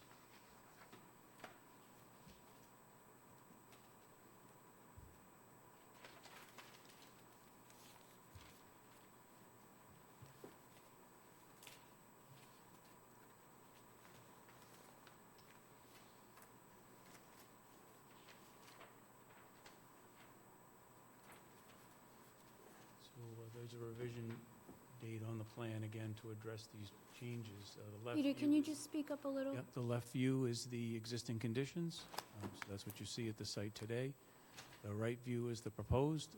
Along the right view, we are proposing to eliminate the curb cut on Woodland Road. And we've clicked to the second screen now, but that's okay, that the trees are proposed along Woodland Road. We did put them at 30 feet on center. And there's some asphalt that's going to be eliminated, obviously, at the curb opening. There's a small amount of asphalt that can be eliminated on the south side of the parking on the north side of the building. And then on the south side of the building, there's, again, asphalt. It's eliminated. It goes from about 4 feet to a few inches. So where we can eliminate it, we are eliminating it. The parking spaces are reconfigured on the south side. I know at one point it was raised that we had 3 parking spaces shown on our first site plan. That's what the ZBA had referenced. But we still continue to have 3 spaces on the south side now, one of which is the handicap space. The handicap space that's currently on the north side is the old version of handicap parking spaces, which was 12 feet wide. Now we need to have an 8-foot dedicated access aisle and an 8-foot space, and the geometry just doesn't really fit well. On the north side, fits perfectly well on the south side, and we still get to eliminate some asphalt. That's pretty much the changes. There's an ad plan for the gas and oil separator, standalone plan, which the Board of Health had asked for. And the Board of Health also confirmed that the existing soil, the existing cesspool, if you will, was adequate. We did a water analysis that we provided them with for consumption at the site, and the adding 4 additional cars for sale is not going to impact that cesspool. The lighting is changed in the upper part of this sheet. The original proposal was for that spotlight. The spotlight is there. It is strictly a security light. It will only come on for motion detection. The lanterns that we had originally proposed have been eliminated, and we've substituted that with a barn-type light. So they're dark sky compliant. There's going to be one on the south side now that our customer parking is going to be there. And that's over the garage door that's there. There's 2 above the garage doors on the front along Corderville Road, 1 above the egress door, and then on the north side there'll be 1 light. Again, we've got our employee parking right there, clustered in that area. Those lights don't put out a lot of light illumination. They're fairly limited in their area. They're residential fixtures. There is not a photometric detail for those seagull lights, but I did provide you with all of the details that are available for them. It's a very low output light. It's going to have 8-watt LED. So it's really not much different than you'd see in a single-family home. I did get the opportunity to get some additional data pertaining to the photometrics on the floodlight and the bug rating on that. They're very low impact. It's a very low impact light in that it was, I'm trying to remember, it was 0 to 30 degree and then 30 to 60 degrees where all the light is being eliminated, if you will. So light getting cast above that angle is very narrow in scope. From a forward light, backlight, and uplight perspective. There is a program that you try to run at the website. Couldn't get it to run, however, for an output. But I did take the isometric plan that they had at their website and overlaid it as best I could based upon the output data. That's this. So if I took the output data that they had and took the distance away from which it would come for 50% of its light, that's the circle that it has, so it stays well within the lot. And if you take where it's 0.1 foot candles, it still stays within the lot. What I don't understand about it, however, is that it's showing light going behind the fixture when there's supposed to be 0 backlight. So I don't understand it. That's in the output that they had at their website. But I can submit that. If for some reason you're not comfortable with that floodlight, we just won't have one. I'm really putting it there strictly for security. If there's a call there after hours, there's going to be no illumination in that parking lot for anybody that has to attend the site. So if it's the police coming, they obviously will have a spotlight on the car. But if it's anyone else coming there, they just won't have any light if we don't put it in. So I'd urge you to allow us to put in this light fixture. It's, again, a residential type floodlight. It's only there for security, and it's going to be set just above the gable on the north side. We won't have it anywhere else, and they are set for downward illumination. So it's only going to light that parking lot when needed. I did give you the extension. I hope we can get this done tonight. We also did put on about the hours of operation. The ZBA decision did say no Sunday operation. That's what it says. No business on Sunday will be conducted. The picket fence is still the fence that we proposed to put there. I'm open to other fence details, but I got to tell you that it's already snowed a few times there, and I see where the snow ends up when they're plowing. So we need to have something that's going to allow the snow to go through that. So I'm concerned to put up any kind of board fence. I know some of the neighbors that suggested a board fence. It's just that the right-of-way is very narrow there. Our building is just over 2 feet away from the edge of the layout, so there's not a lot of room to do much. Thank you. Thank you. Mr. Stein. Back to snow. Where does it go? So we have some snow storage areas on the north side of that parking lot. Other than that, you have to take it off-site. There's many sites Oh, like that in thank you. town, but there is some snow storage on the north side. It is very limited, The other piece of paper, thank you. especially with a car parking lot like, a car sales parking lot like this, you have to keep it pretty much clear and open. So management would be that they would haul off-site when needed. Got it. So can you go back to your,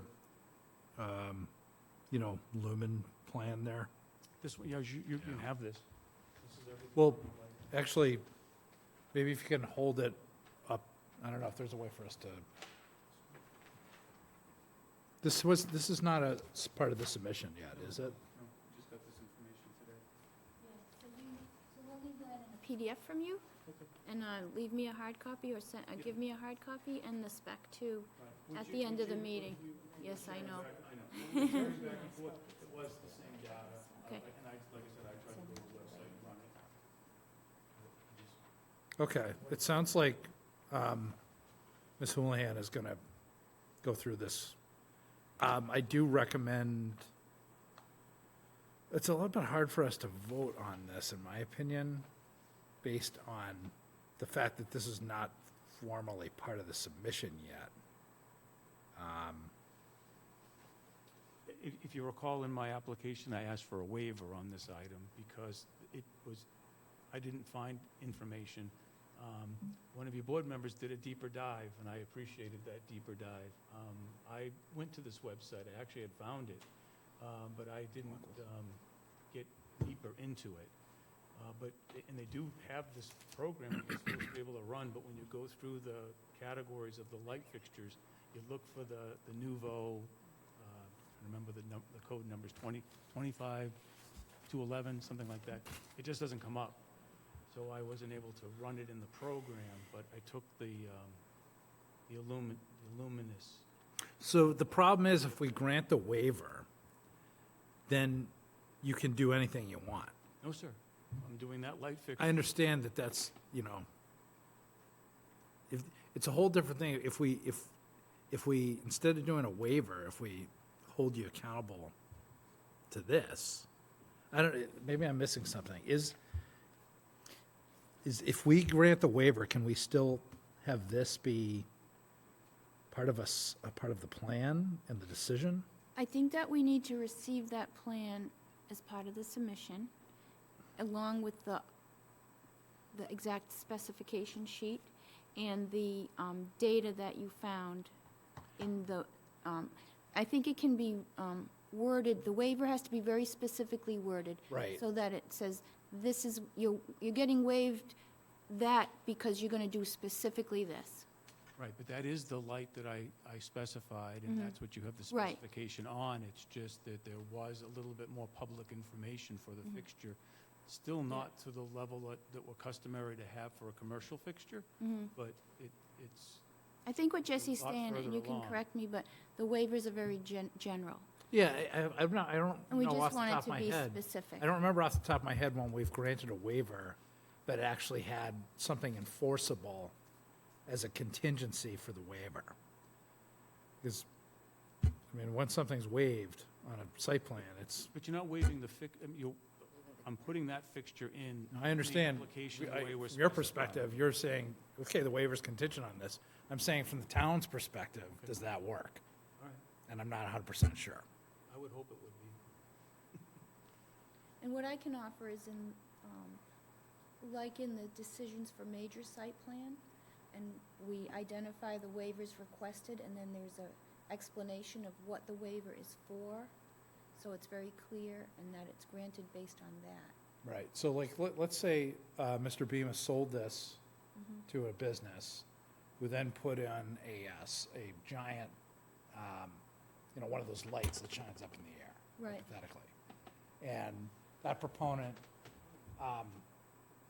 there was some complaint to the building department. The building inspector could then pull out our decision, point to the waiver and say, I'm sorry, you're gonna have to remove that spotlight because the waiver was contingent on It'll this have to specific reference. piece of equipment that was agreed on in 2024, and it's now 2054. I think there's two things. We have to specifically reference that drawing, that sketch, which should be stamped. And that's what you have, that's what I'm saying. is This one here, the lumen one. Someone has to be accountable for that drawing, that it's accurate. And then number two, the bylaw, outdoor illumination bylaw also has, I can't cite it specifically, but if in the future a fixture is changed or a number of fixtures are changed, it triggers, they still have to comply with the lighting threshold. And this spotlight meets the threshold of that bylaw. Yeah, who made this drawing? We took that output that's in the 8.5 by 11 sheets that's from their website, and we brought it into AutoCAD and put it in based upon the output data that's there.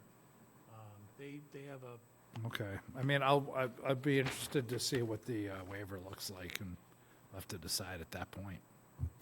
That's it for me, thank you. Ms. Houlihan. Yeah, so first and foremost, I want to thank Mr. Bemis because he reached out to collaborate on exactly the illumination, knowing I'm the lighting lady. So we did have a He very... was crestfallen when you weren't here at the last meeting. We had a very good conversation. I think the first part was the gall lantern lighting, the barn lighting, completely. So I think it's really important on two notes is that these are residential fixtures. So I think from my perspective, they meet all the requirements that we had intended. It is. And it's not a commercial, that spotlight. And then today, or maybe over the weekend, there is detailed information on the bug rating for that Nuvo, which I think you've included, and it meets all of the requirements on the hardscape requirements for our outdoor illumination. And while it's difficult to see, I'm actually hard-pressed to even believe that that is the radius of the light cast based on what we know from the specs on the bug lighting. So I think even your drawing makes it larger than it should. I think it's much more of a narrow spotlight, and it meets our requirements because it can only go to 50 degrees. It can't go all the way up to 90, and it's shielded.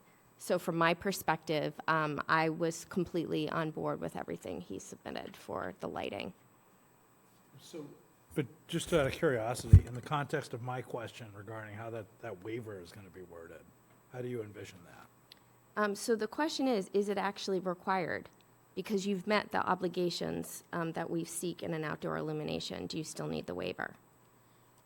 I'm below your threshold. What I was concerned about is I can't provide you all the criteria that you asked for in your regulation. So that's why I asked for the waiver. I'm still going to need it because of the barn light. I don't have So I have output for that either. I have a feeling we'll probably find that too, Peter. I tried. I think that the spotlight does trigger the threshold because of the lumens in the spec. That's why you were It was asked. 900 lumens, that's right. You Right. on So- a spotlight, you limit the up high number. The And lumens no threshold spotlight for that's gonna come below applicability 900. for the spotlight is 900. Oh, there we do. Okay. That one light, and it was similar to that. But So I guess the question would be come back to Jesse to say if we give a waiver specific to the spotlight, can we be very clear that the spotlight that is approved and it exceeds the 900 lumen capacity, but it is approved based on the Nuvo 65-2011 incorporated into the plan? 65-11, right. And I also looked at that program and saw it online, so I'm was trying to keep it very narrow on the lighting, and again, if you deemed it not a good idea, we just won't put the spotlight in. I just don't want to miss this opportunity to get it, because I think it should be there for security. I definitely would agree. I think because the barn light isn't enough. If you have someone at night going in, I think it's a motion sensor. It meets that kind of requirement. And I will assure the lighting's not going to go off-site. You have the ability to come out and as part of your review to check it. If you had issues with it, if someone was complaining about it, there's a mechanism in your bylaw for this. So I have no problem with those same conditions being applied. I just feel like sometimes it's a square peg in a round hole. And this is one of those instances where it just was very difficult to try to find a way to get it set properly. Yeah, so that was my only comment, and I'm supportive of the plan. Thank you. Mr. Maria. Hi, Peter, thank you. I'm supportive also, Peter. I just am curious, I think that you've done a good job in trying to address a lot of the concerns, and you know that we've received some comments from neighbors. Has anybody approached you directly with any other additional concerns, or have you spoken to any of the neighbors? Yeah, I did meet the two that came to the meeting out in the hall afterwards. I'm not here tonight, so I thought I did a pretty good job maybe of addressing their concerns with this plan. You know, they live there. I get it. And I drive by it every day as Karina drives by it every day. So, you know, I'm trying to put the best spin on the site. Clearly, that building wouldn't be there today if it wasn't there before zoning. So that's why it's there, and we're trying to make it fit as good as possible. And I think we've done that. The neighbors, know how to reach me. I did indicate that if they had a concern to reach out direct. Great. There will be a new tenant in the building at some point, so there's a lot of interest to be there. Good. Okay. Great, thank you. Appreciate that. Ms. Braccio. Thank you. Thank you, Peter, for coming. Just a couple quick questions. One, I know at our last meeting I was concerned about the south side and the visibility from Woodland Road. So I noticed the plan has landscaping on that corner there. What are you proposing? And unless, I might have missed this in the submission somewhere, but I'm just curious if you can just touch on what the landscaping is going to be. I mean, if it's going to be a shrub that's going to grow, obviously no, that's it's a all concern. ground covers. So the last tree is right at the end of the parking space. So then everything beyond that is just low-lying plant material. So nothing would screen. And that's why we also put the customer parking there. That's going to be transient. Right. They're not going to be there all day. It's going to be open for the most part. Yep. So that was another reason to really take it in this direction. Okay. And actually, Jesse, this is kind of going back to you. I thought you had a question at the last meeting on the sign, that's the base that's there. Mr. Bemis said that the sign's going to be removed from the plan. Yeah, right? the base is still there. But as far as that sign's concerned, I'm not asking for any sort of approval or anything to do with it. I said the base is there. It's there in the site plan. So I'm not changing it. I'm not doing anything different with it. Okay, I just wanted to make sure No that, sign there today. I just wanted to make sure that that was covered because I know Jesse had mentioned it. Base Thank is you. still there.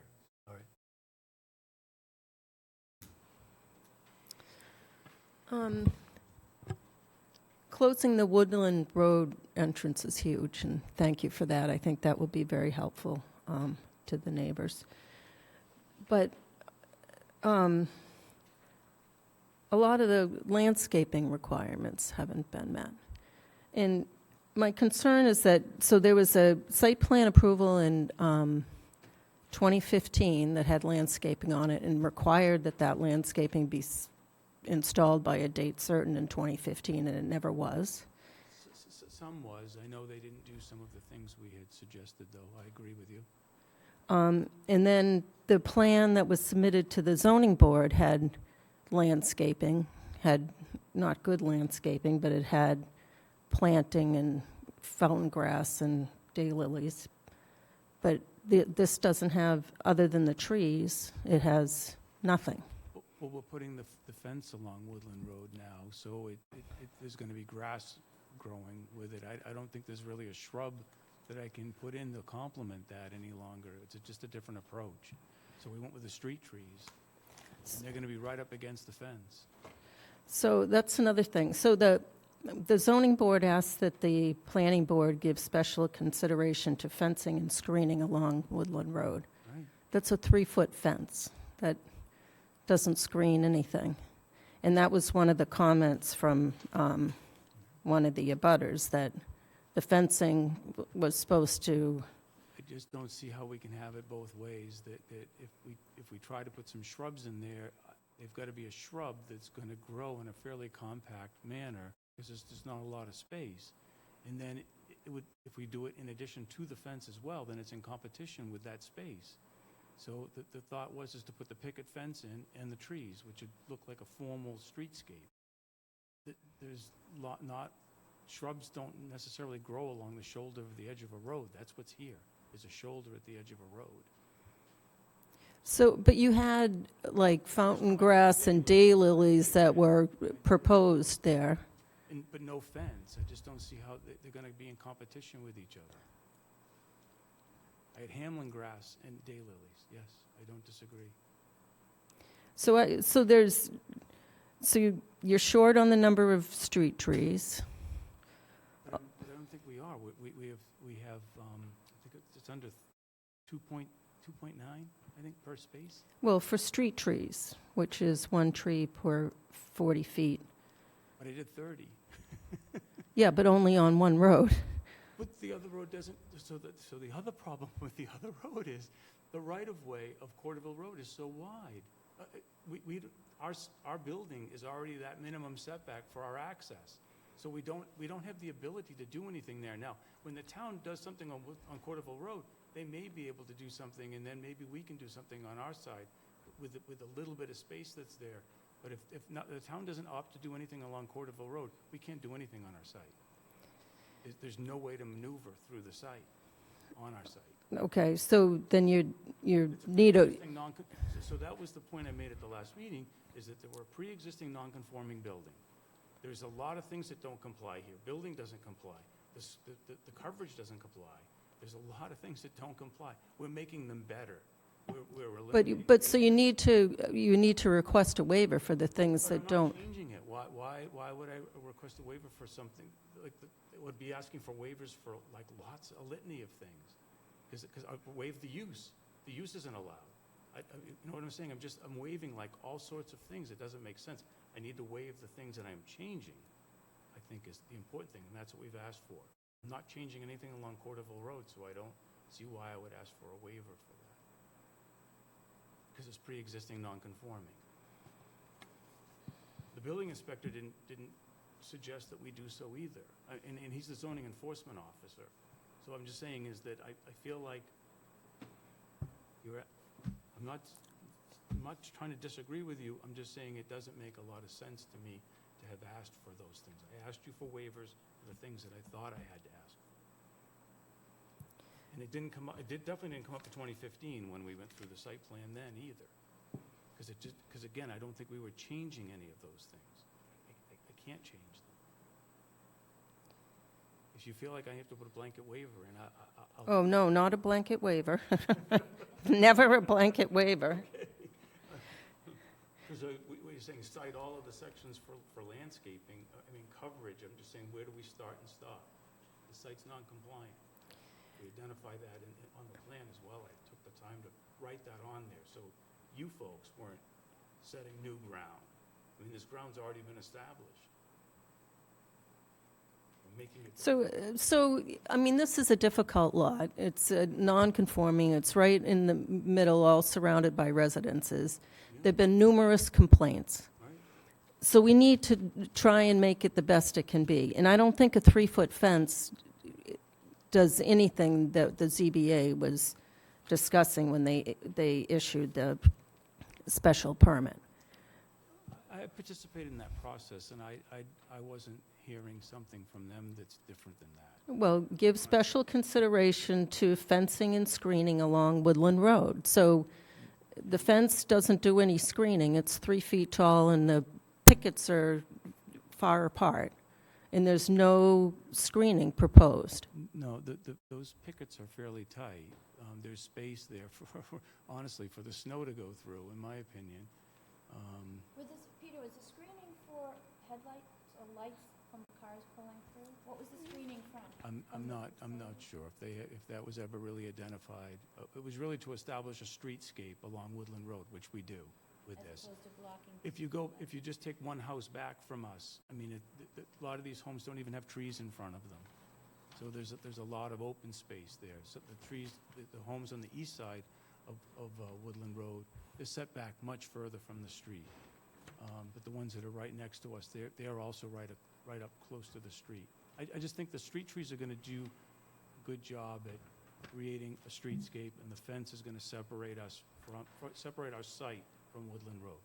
Why not add more street trees on Woodland? There are already 30 on center. These crowns are going to touch in the future.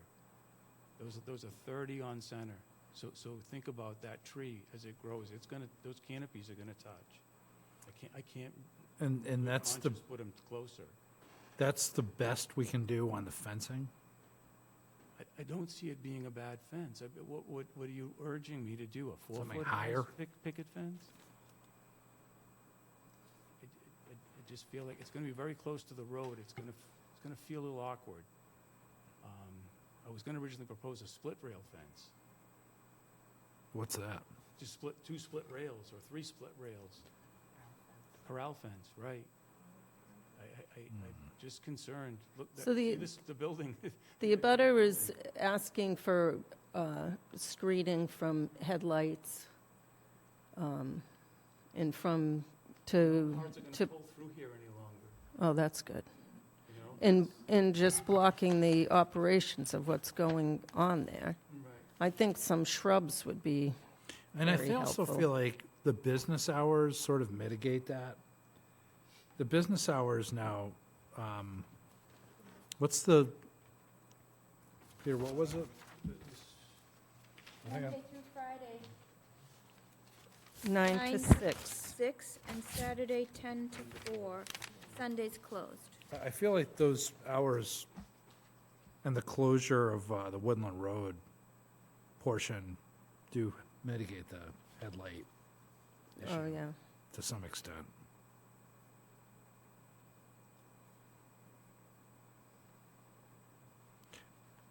Peter, they'll be fixing that little break in the fence there. Yeah, I think, I thought that had been repaired. I don't know when this date of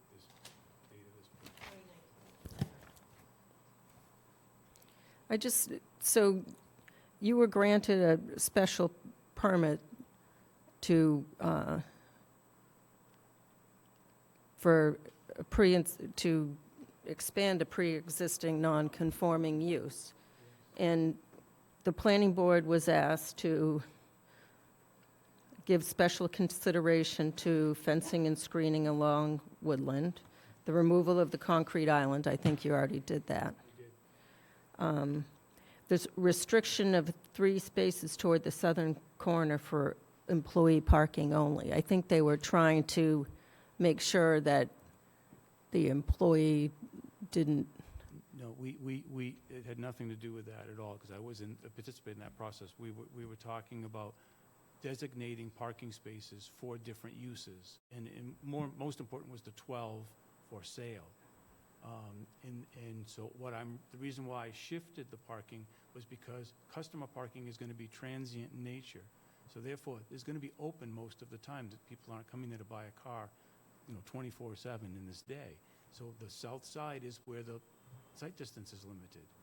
By moving the employee parking, that'll be there all day long, away from that area will improve sight distance. That's why we did it. I mean, the handicap parking space, it's required, and it's required to be that size. I thought it was better to have it where it was, but we can't make the geometry work. So, in case he has to, we have to do it that way. There's no waiving on that. ADA compliance is ADA compliance, has to be van accessible.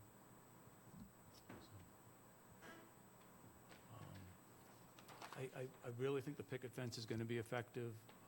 If you think about it from if it was a stone wall, we probably would only be going up 30 inches with that, a masonry wall, and that would screen anything either effectively. So the fence is in keeping with that. It's going to be very close to the edge of the road. I just don't think putting up a higher fence makes a lot of sense.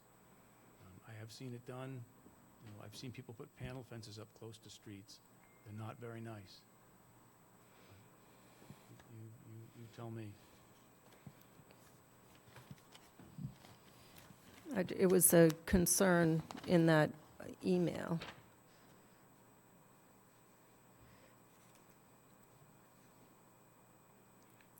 the 3-foot fence doesn't meet any of the criteria that we would find acceptable as abutters.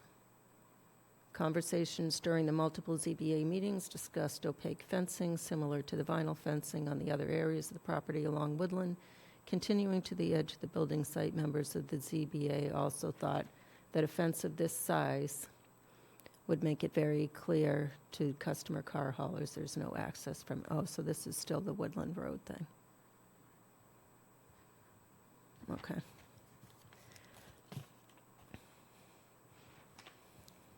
So no shrubs.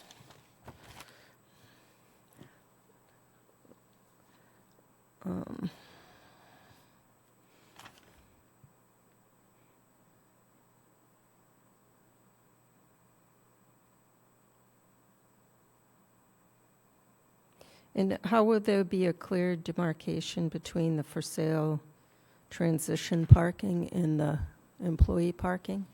We identified it on the site plan, and then they have to put placards in the cars. Okay. That was all outlined in the ZBA decision as well. Did you add that customer parking sign too to this plan? You added a I sign did, here I did, on the yeah. southern end. It's It on- says it's on the customer plan. parking in the southern corner, right here. Right here, there's a little. And that was the other reason, the employees are now commingled with the, if you will, in the few spaces that are there next to the cars for sale. So rather than having customers go in there, it's just a better detail.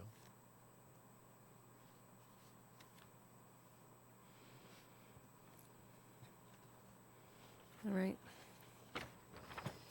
I'd like to see more of an attempt to comply with the landscaping, but I'm just one voice. I think we brought the site a long way. We've tried.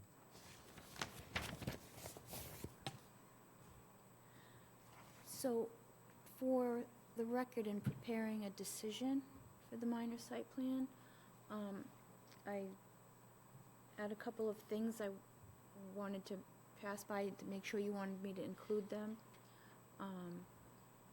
A, that the Board of Health confirms that the septic system is adequate for the proposal, just to carry it in there to make sure, and then also the oil and water separator needs to be installed prior to,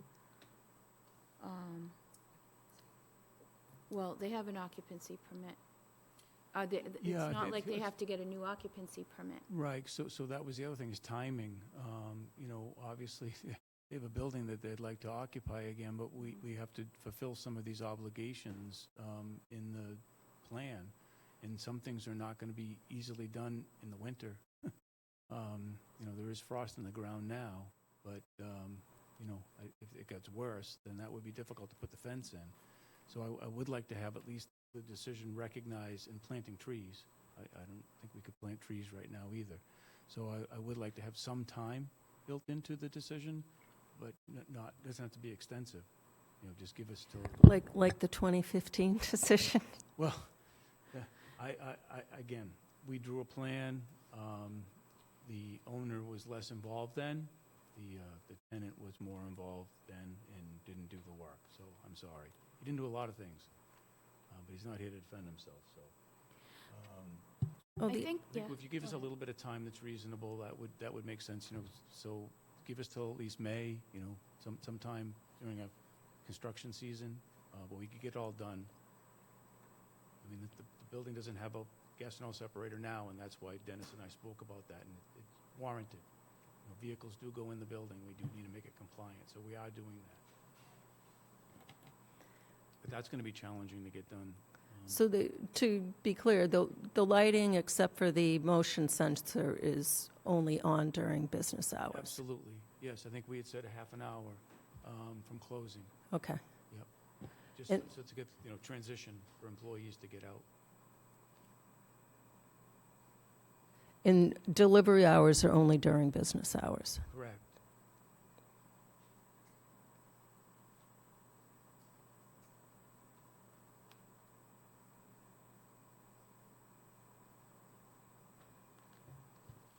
Sorry, Karina, go ahead. No, that's okay. So the oil-water separator ties into the existing sewage disposal system? No, No, it's a tight tank. It's a tight tank, so that's going to have to be pumped on a regular basis, and that's Board of Health Yes, jurisdiction. there's an alarm system for it. Okay, and I didn't receive anything regarding the current system being adequate? Or was that included in his email? That was in his email. included. He Oh, it confirmed- does, he does, it's the first paragraph, I'm sorry, excuse me, okay.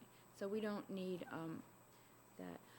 As far as the lighting, if there was concern, I can always add the standard lighting that the planning board has 1 year to review and to see if it's too much, too little, type of thing.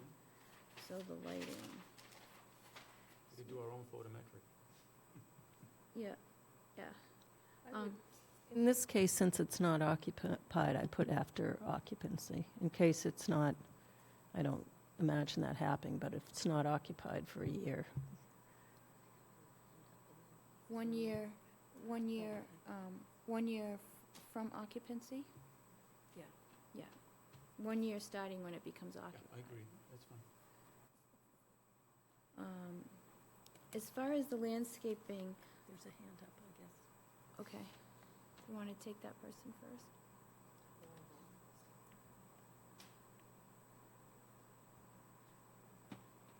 Hi, Laura. If you could introduce yourself and give your address?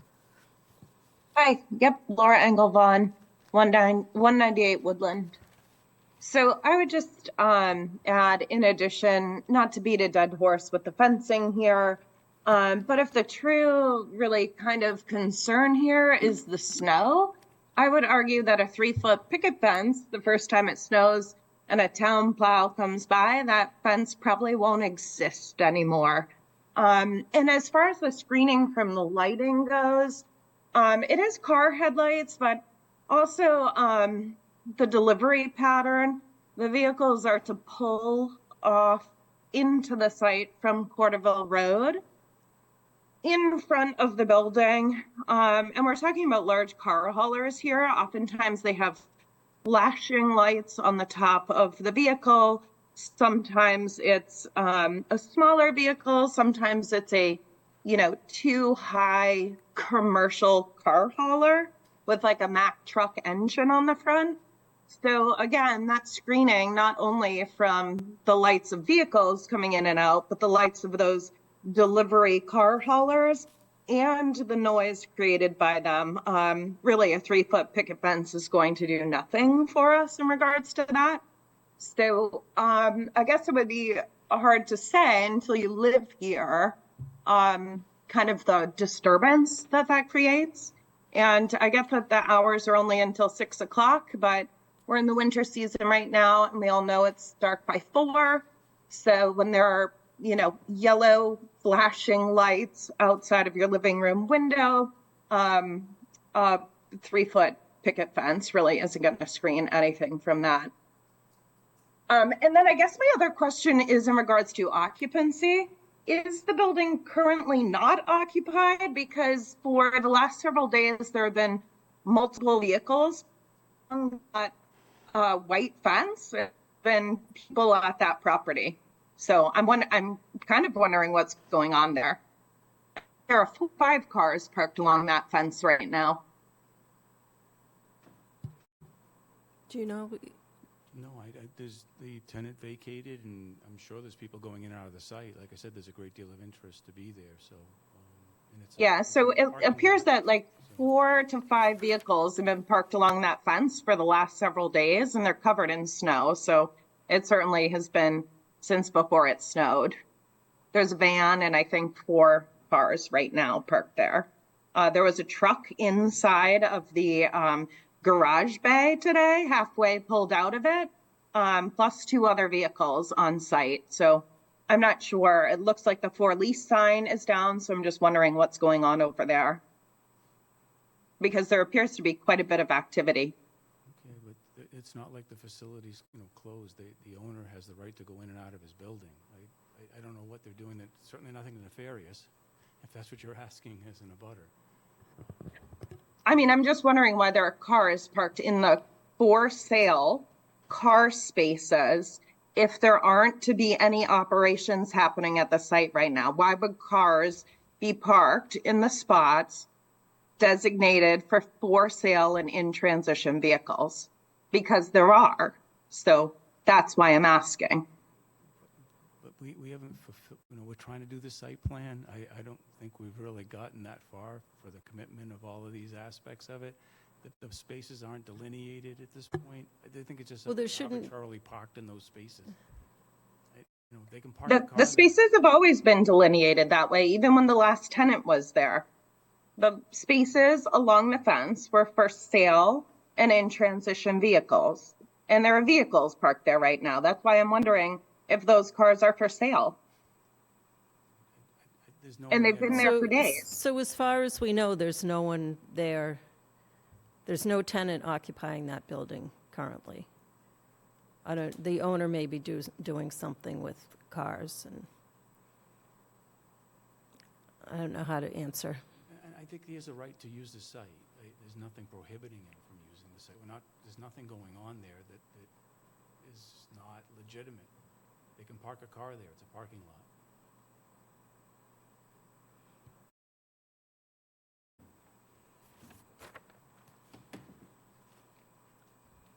Anything else, Laura? That's it. Thank you. So, just to get back on my list here, so I understand, Mimi was asking about landscape waivers. I think just to clarify for future that it was addressed, as opposed to, 10 years down the line, someone looks and the landscaping is whatever, and there's nothing that addresses, well, why don't you have your 10-foot buffer there? This protects you as well, that if you asked for a waiver from the 10-foot buffer, it's written in the decision. So if that's the waiver type you were asking for, the 174-13D 10-foot buffer on side and rear, I think But we can't fulfill it. and you have That the, would be my point. I just want to be sure that we cover what we need to. Right. And Yeah, then, so maybe a note that it's a pre-existing, non-conforming, very tight lot, so the, Site plan notes, item 1, site is pre-existing non-conforming, and I went through all of that so you would have it. so that, now we'll have it in the decision, too. Well, no, I know, but right, no, but I think it's important for all of us.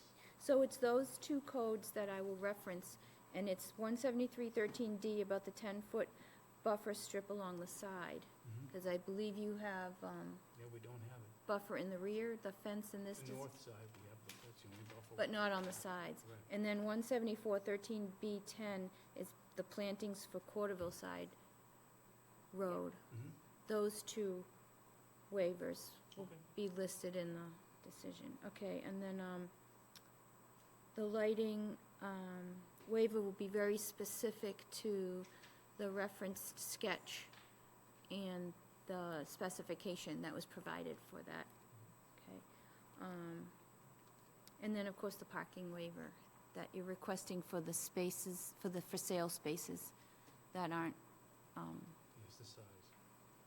right, compliant size. So those will be, and the lighting is equal to or less than 3,000 degrees Kelvin. Yes. I saw that in the spec, okay.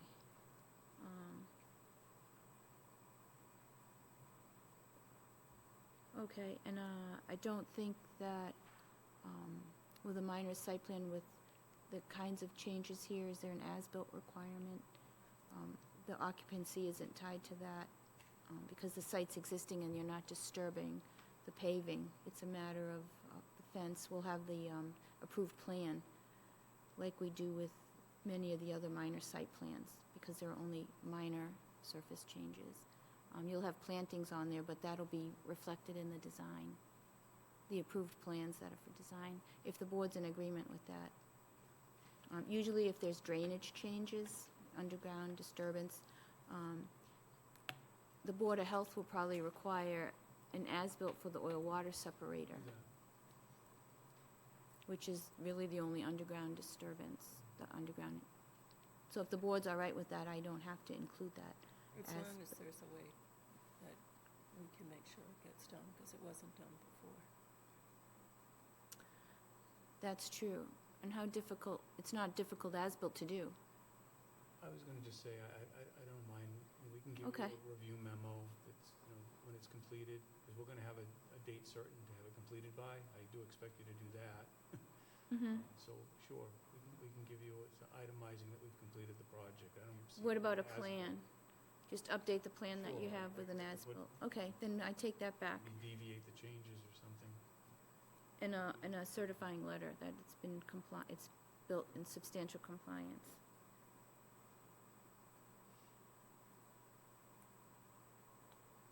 Okay. That's all I had.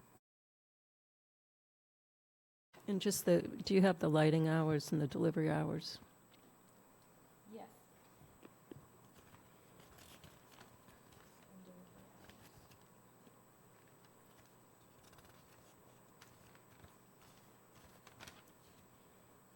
And we referenced the plan that's approved. When it's approved.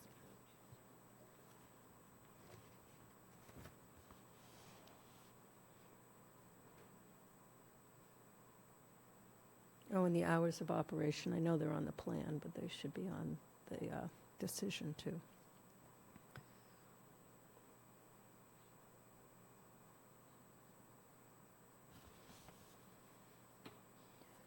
And then you said the oil and gas separator per Dennis's request. That is part of the approval, the oil gas be installed prior to occupying and selling automobiles. And Peter mentioned that they may have a tenant prior to it's feasible installing that. So I don't know how that works with the Board of Health, because it's the Board of Health that's asking that. Oh, I'm sorry. It's the Board of Health that's asking that requirement. See, we were talking about a May timeframe, that you would have to have that installed, but that's really a Board of Health requirement here, so, I think we'll have to clarify that with the Board of Health agent. If he says it's okay to wait till May, then we could write it till, by May 1st, 2024, you have it installed. If he says, no, you need it right away, then it'll be prior to the occupancy of the new tenant. Occupancy, yeah. Whatever he wrote in his Right, I didn't see that he had written that. occupying and selling automobiles. It's all right. Okay, check with Board of Health. Oil, water separator, timing. Okay. Anything else on the conditions? So my goal will be to draft this prior to the next meeting. I gave you the continuations. Thank you. So we need we have an extension request for minor site plan. Okay. To February 16th.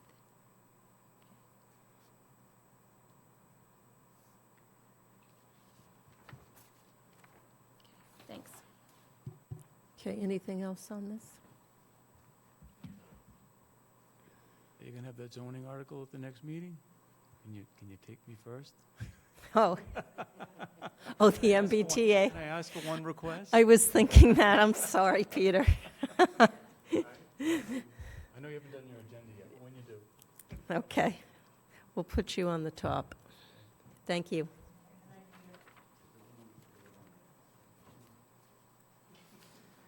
So the next item on the agenda is a discussion item, residents at Park Central.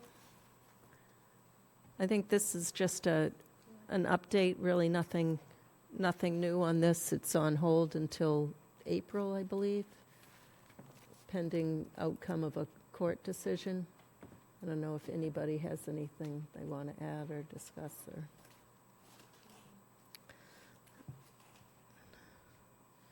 On to the next item on the agenda. April 3rd. April 3rd for Park Central. The next item is a discussion item, 120 Turnpike Road, 40B.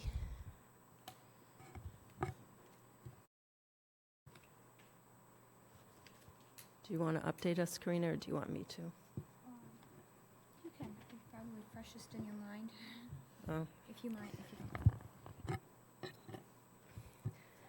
don't. So at the last meeting, when we discussed 120, we had decided to send a legal opinion to town council, and Mr. Maria and I would attend town council office hours. Out of that discussion, town council was very concerned about an issue that we had raised in our October letter to Mass Housing, and then again in our December letter to the ZBA, that the previous site plan approval on that site, one of the conditions of approval was that 6.2 acres would be given to the town's Conservation Commission, and that is the land on which the 40B is proposed. So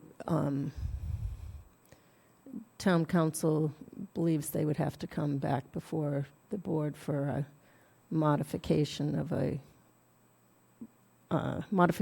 site plan to either waive or amend that condition before they could move forward with the 40B.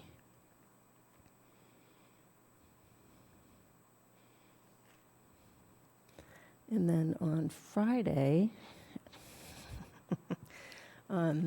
at the request of the Select Board Chair, Ms.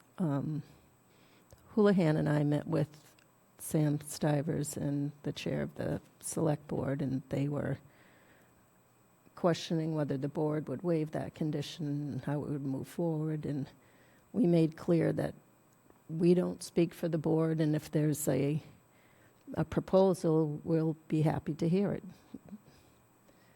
And then today I received a email from town council requesting a meeting with me and him and the proponents to discuss this, and I responded to town council that that is a discussion of the board, and that I don't speak for the board, only the board speaks for the board. And I had offered, I said this was a discussion item tonight, if the proponents would like to start the discussion tonight, we would be willing to have that discussion. And I see that a couple of the attorneys are in the Zoom room, so I don't know if they want to have any discussion, but wanted to know if the board agreed with that assessment, that only the board speaks for the board, and I think this is too big a deal to have a little one-person powwow. Yeah. Amy, can I just add, I think it's important that the board have something in front of them to discuss also, because right now it's hypothetical, right? So I think for every matter, whether you're on ZBA, planning board, you have to look at what's in front of you. We don't have anything in front of us, so it's impossible to have the discussion. Can I add something, Mimi? I appreciate the conversation we're having here tonight. The planning board is a very transparent board, and I agree with you that having any informal discussions without members of the board on a topic such as this could just create issues. Again, we always want to be open and transparent with the public, and I think you've chosen the right path in what you've suggested tonight, so thank you for that.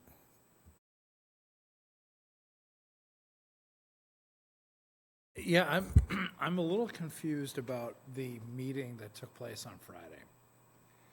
So the two select board members wanted your individual opinions on whether or not this board would entertain a submission to revise that site plan on 120, in effect reversing the conservation commitment.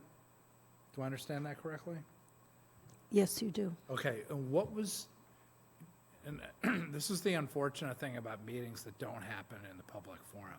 What, do you recall, and feel free to say you don't, obviously. But do you happen to recall what the context was? What were they saying, why were they asking that? And what exactly were they hoping to achieve by having this discussion?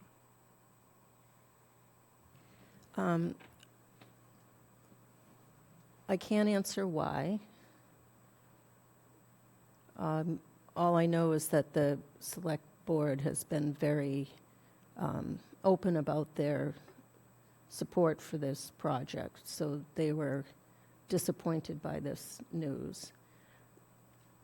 I think they were trying to gauge whether the planning board would entertain either waiving or amending, and I made clear that we entertain anything that comes before us. If you want to amend the site plan,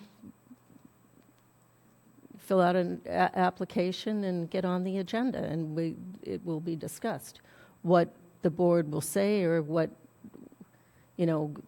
will happen, I have no idea. Yeah, I'm just surprised that Mr. Dennington and Mr. Stivers, are they at this meeting by any chance?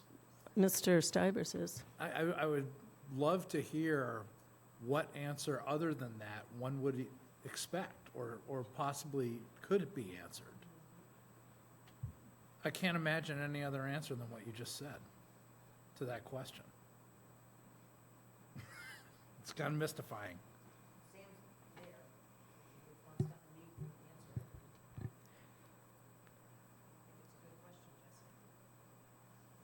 I don't, what else? Sam, I don't know if you want to be put on the spot and answer that question. It's up to you. But you have been promoted if you want to speak to that.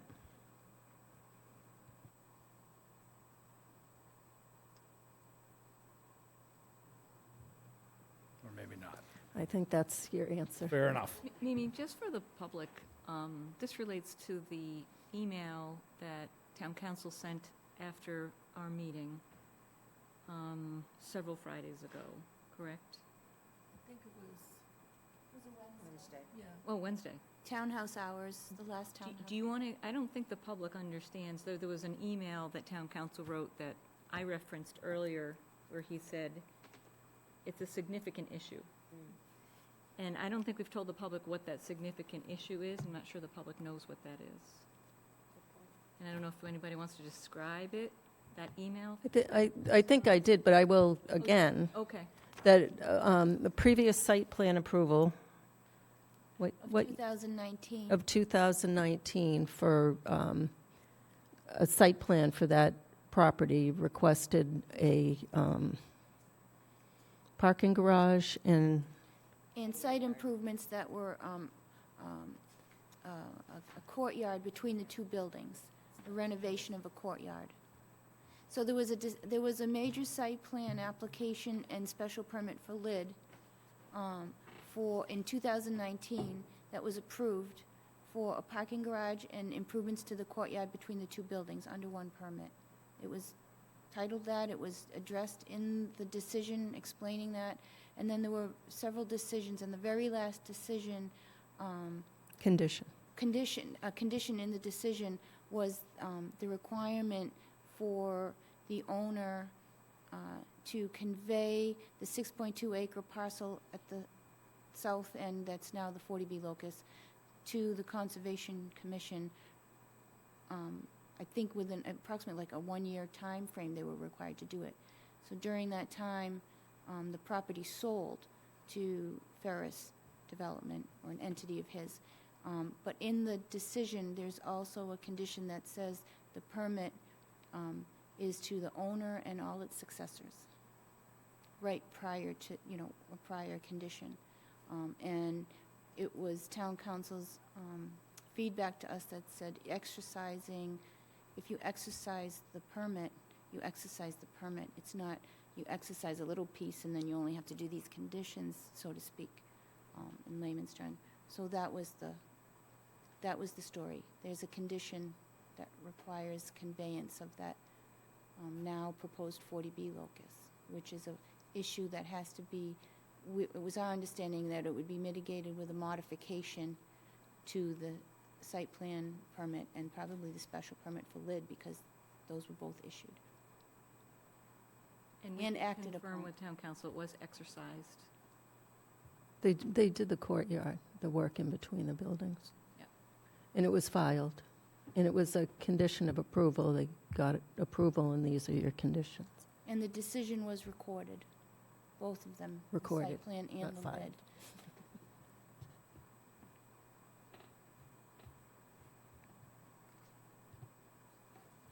Which, by the way, is the same, although that's not what we're talking about, but that's the same issue on the other property, this conditions of approval.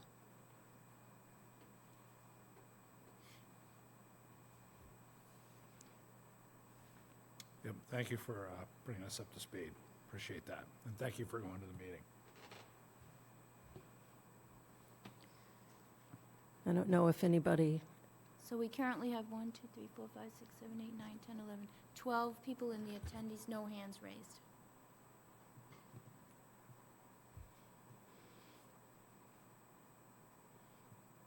okay. Anything else? On to the next agenda item, planners report.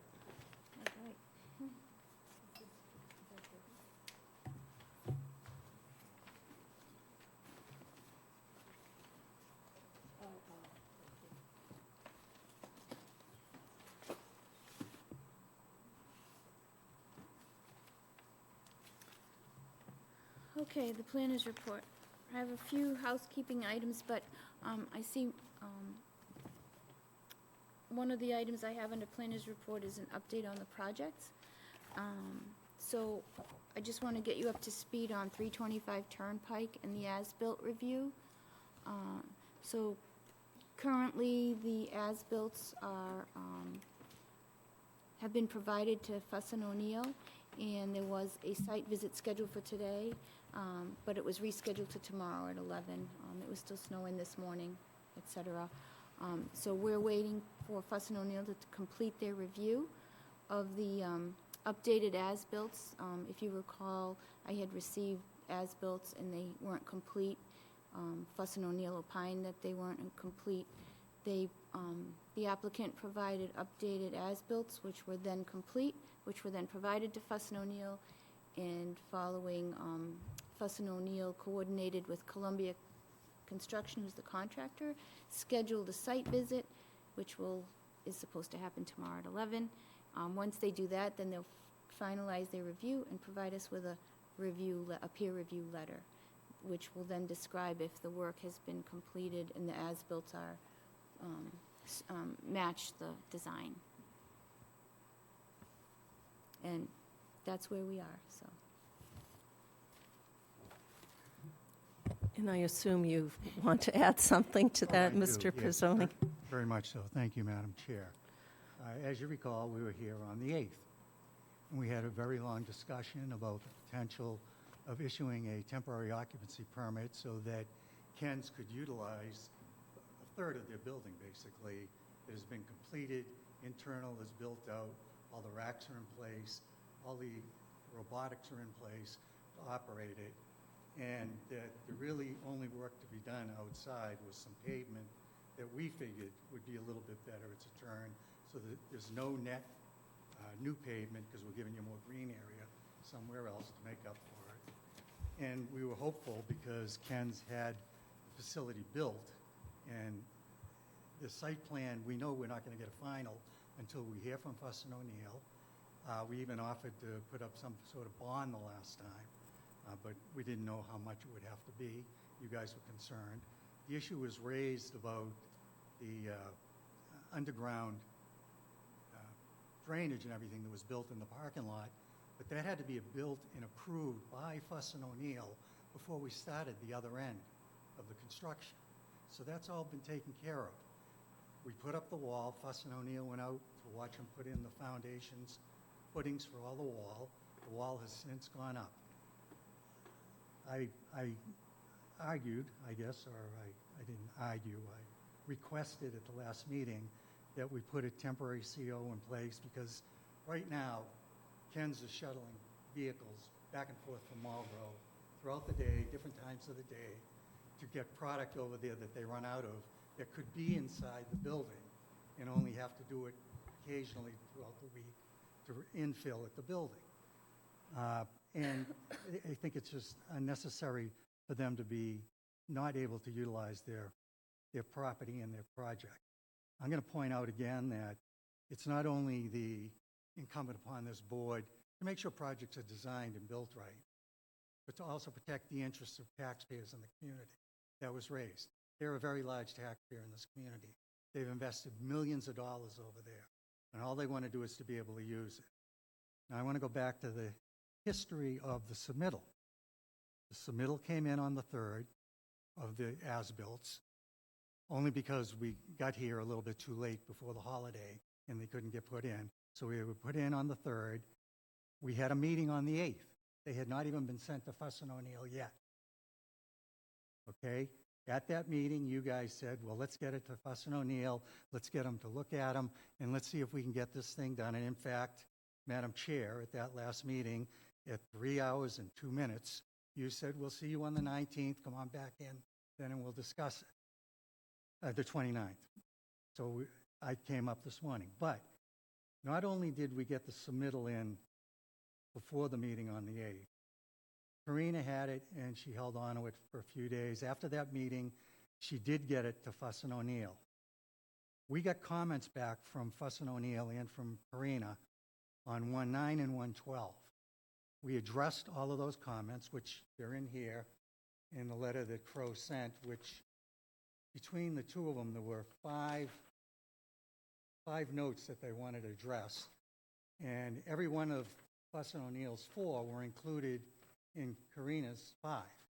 So there were only 5 items that needed to be addressed, and they're mostly clerical. They had to do with putting appropriate documentation on the plan and that type of thing. All of that was completed and submitted with electronic copies and hard copies on the 18th. Now, this is 29th. It's 11 days since then. We told Karina at that time that we would be ready and willing and able at any time for Fuss and O'Neill to come out, walk the site, and in fact, we're at their beck and call. The site supervisor that following Monday even sent an email to Karina saying, this is my cell number. Have Fuss and O'Neill reach out to us directly so we can get this done. Fuss and O'Neill reached out at the end of last week. It was either Thursday night or Friday, saying, well, we can come out on Monday. Okay? I don't know why it took them from the 18th to then to be able to schedule a meeting, okay? They had already looked at the plans. They had already commented on them. We addressed those comments and got them to them. All they had to look at was to make sure the comments were done correctly. Then, this morning at 12:05, Ken's got a call from Fuss and O'Neill. We can't make it today. It'll have to be tomorrow. So Ken's is going to have their people out there again tomorrow. But there's something wrong with the system. There's something wrong with the way it works. So Fuss and O'Neill evidently didn't take this seriously enough. At your last meeting, you said, let's get this done. Let's get it done. The chair has a question. Please don't ask the question. So why didn't you submit complete as-bills? And when town planner, excuse me, Go ahead. when town planner notified you on the 9th that your as-bills weren't complete, you insisted that they go to Fuss and O'Neill. So that took till the end of the week till we heard back from the 9th to the 12th. And then you didn't submit complete as-bills until the 18th. We went through all their comments to make sure everything was done properly. And number one, you guys at the meeting on the 8th said, yeah, let's get this to Fuss and O'Neill as soon as we can. So we called her up the next day to get them to them, and she did submit them. And that's why. But they were incomplete. They responded in a couple of days. They were incomplete. With just a few technical errors that needed to be changed and notes that. In disclaimers that this has never been verified. Like, how is that an as-built? What hasn't been verified? There were notes. I don't have the plans in front of me, but there were notes all throughout the plans. This hasn't been verified. This hasn't been verified. I didn't see that in Fuss and O'Neill's notes, their comments. Yes, As a matter of fact, they did include that in their review of the submittal.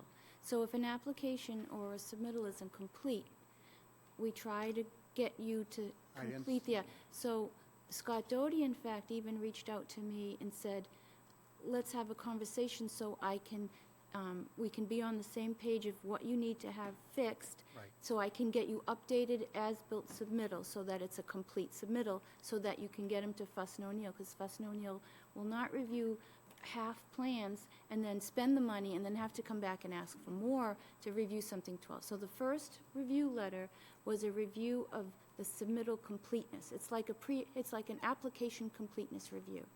Then it went to Fuss and O'Neill, and one of the biggest things, and an as-built is supposed to be as required by the condition, an as-built is for the entire site, as required, because it got kicked down, the can got kicked down the street several times from the prior permits. So the permit was now written so that it covered the whole site. On the front page of the plans, the whole side had a whole list of comments that said the information had not been verified. When I spoke to Scott Doty about that, he said, oh, I see that, I can't believe that's on there. That shouldn't be on there, that's not correct. We will update the plans to show, and he corrected those notes. And there were other things too. So it's not really fair of you to say that we're not acting properly, because we are trying to help you, but you have to help yourself by providing complete information that's accurate. And if the plans say that it's not verified, what is an as-built if it doesn't say you're verifying what was built? It's a conflict of what the purpose of the plans are. So they're currently trying to work on it, and as soon as we get the information back, I'm going to forward it to you. I think the goal of having a meeting, when the planning board said we'll meet at the next meeting, it's put there so that if everything happens fast enough, then you're ready and you be on the agenda. But when we knew that there was no new information because of the delay in the updated complete submission, there was no new information till we have information from Fuss and O'Neill. They're charged with determining if you are in fact compliant with the approved plans and the decision. Yeah. And until we get that back, we don't know if you are or not, because I don't do the inspections. As a matter of fact, I think the last meeting, when I explained to you that the last Fuss and O'Neill meeting was July 27th, you said to me that that was not true, or you insinuated that. And in fact, they were not out there, the last time was July 27th, not a month before. Right? I found out afterwards that, Right. yes, they came out and they looked at the footings for the wall at that time. Correct. to make sure they were But then accurate. there was no other further correspondence from Columbia to have further inspections at that point of the wall finished or anything. We can't go by every day and guess that your project is at a certain phase. You have to let us know, because I you're not the understand that. only applicant. We have a whole slew of applicants. I understand that, but you've got a client here that has spent thousands and millions of dollars to get us here. They've been up front.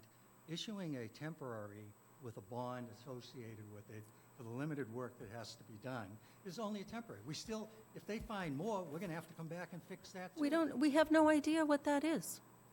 It's the asphalt that has to be done. That's about it. That's the work that has to be done. But you're saying that. They have already looked at the drainage under the ground. They already have been out to the site several times, even in July. That much of the site has changed, other than the wall has gone up. Building was being constructed at the other end, but that wasn't in the transportation component of it. We want to be able to use the building. I think you should be able to, and I would request that you would, issue a temporary, subject to final report from Fuss and O'Neill. We'll agree to put up. But this isn't even on our agenda tonight. This is the planner's report. When we were here the last time, I'm sorry, I even went back and looked at it tonight. The chair at 3 hours and 2 minutes said, hey, we'll see you on the 29th. Well, silly me, I thought you submitted complete as-built. Well, we did. Well, how many as-bills come in that are perfect the first time? Not many. You usually come in and there's a series that you have to go back and correct few of these nitpicks and these other things to make sure the verbiage is correct and all of that is correct. It's whether the building is functional. The building inspectors looked at it, and he said, yeah, internally, everything's fine. I'm okay with this. The only thing is, I need a planning board to sign off or tell me I can issue a temporary. And that's all I'm looking for. I don't think he looks at the expanded drainage that was part of the underground system for the building expansion. If the building commissioner does his inspection, it's for the building and for building code. The site inspection is done by a town's consultant, as we always do, that we send a town, what we do on projects of this caliber, and major site plans. So nobody from the consulting firm has, reviewed the as-built up until tomorrow. They may have already started looking at the plans now, but in preparation for the site inspection. But the process is they go look at the site, they walk the site, they check off everything's complete, and then they provide us with, yes, this is compliant, or ABC is missing, and then. I know how it works, and I think both Scott Doty and Sam Dettori should be on screen. If you could let them come on. Well, so they would have feedback. So this is just a planner's report. So out of courtesy to you, I let you speak, but you're not on the agenda. So, okay, so I wasted my time coming here to talk to you about this when I thought at the last meeting, even Mr. Stein said it, and I believe Ms. Braccio also said, it would be a different story on the 29th looking at this. Because we assumed you were going to submit complete as-bills. And we did, on the 18th, 11 days ago. Which still need to go to town consultant for review. We can't just They got them magically 11 days say ago. Well, if the first submission had been correct, we would be in a different, that was, when I said, I'm speaking for myself now, when I said, see you on the 29th, I was assuming that the first submission was going to be correct, and Fussell O'Neill would have the time to do their diligence on it. So for you to come in here during the planner's report and essentially accuse us of not I'm not accusing acting you. I'm basically saying- correctly or procedurally, to your satisfaction, really does not sit well with me, Mr. Pizzoni. It's to the taxpayers in this community's satisfaction. Yeah. Develop We this- also represent the town in terms of upholding planning board standards. That's right. So it's a balance. We're not out to do anything to undermine revenue to the town. We're not out to do anything to undermine our process, procedure, and the code. So this is the position we're in. I can tell you right now, I'm not ready to give you what you're looking for tonight, personally. Okay. I don't speak for the rest of the board, though. I'm one member. No, I know that. And I think that's contrary to what I heard the last time. No, I am. I am, and you are too. And I'm not having a problem with that. But again, to your point, you have a duty to the town and the taxpayers, okay? Well, this building, there won't be tax revenue on it this year for that section of the building, which is too bad, because if they had been functioning, and there had been even a temporary, then they would have to make payments of the taxes. Now it's an incomplete building. That's why I'm saying that you need a consultant that's going to follow through on the things that you guys request them to do. So there's a consultant that's like sitting there with their car engine going, waiting for us to call, and they go running right out there immediately. They do other towns, But they need to be staffed enough in order to address all your issues and anybody else in the community's issues that they're being paid to handle. So it took you 9 days to submit a complete as-built after you were notified they were incomplete, and you're complaining about Fuss and O'Neill? I'm complaining that they had looked at them the first time, they had to just look at them a second time and schedule a meeting to get out there. They could have scheduled it for last Friday. They could have been out there this morning and maybe given you a report. Okay, thank you, Bill. Thank you.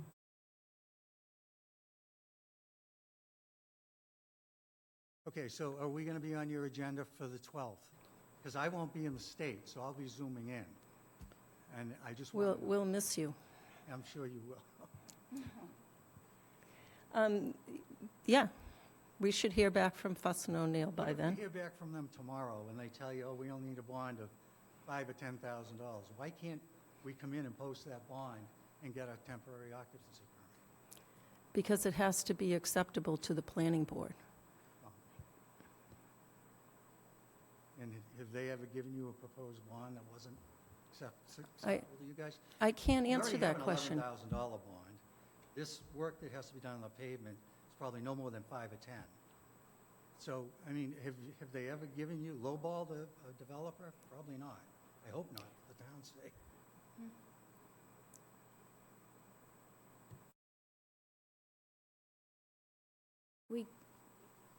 They're going to do the inspection tomorrow, and Melanie Fletcher with Columbia is going to be out there. Maybe Sam will be there too. I've invited, I let Melissa Danza Conservation and also Freddie Gillespie know, because she's been working with the contractors for the landscaping to help them get through it.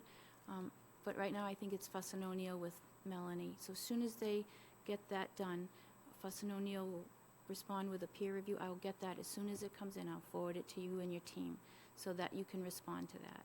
Okay, I would like to have my client on your agenda for the 12th, if we could. Even if it's to come back and sit and talk to you about a report, but so we're listed on the discussion section and we don't get pushed to the next meeting or the next meeting after that. And just for the record, Bill, I did let you know that you were not on the agenda today, and why? Because we were waiting for Fuss and O'Neill And review. I was But just already let me- up here. But, yeah. but, Yeah. but you said you were coming anyway, and I said, well, it's not really necessary. We don't have any new information till we get the peer review. No, I was up here already. I came up, I left early this morning because Yeah. I thought I had this meeting. But that's fine. Okay. All right, there's nothing we can do, I guess. I'll get that to you as soon as it comes in. It's just a shame that this is how things go down.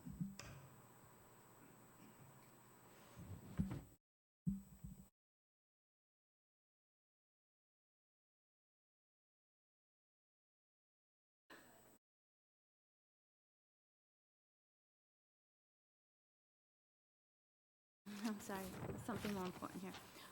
So I provided everyone with an update from Chris Leroy about the National Grid Vegetation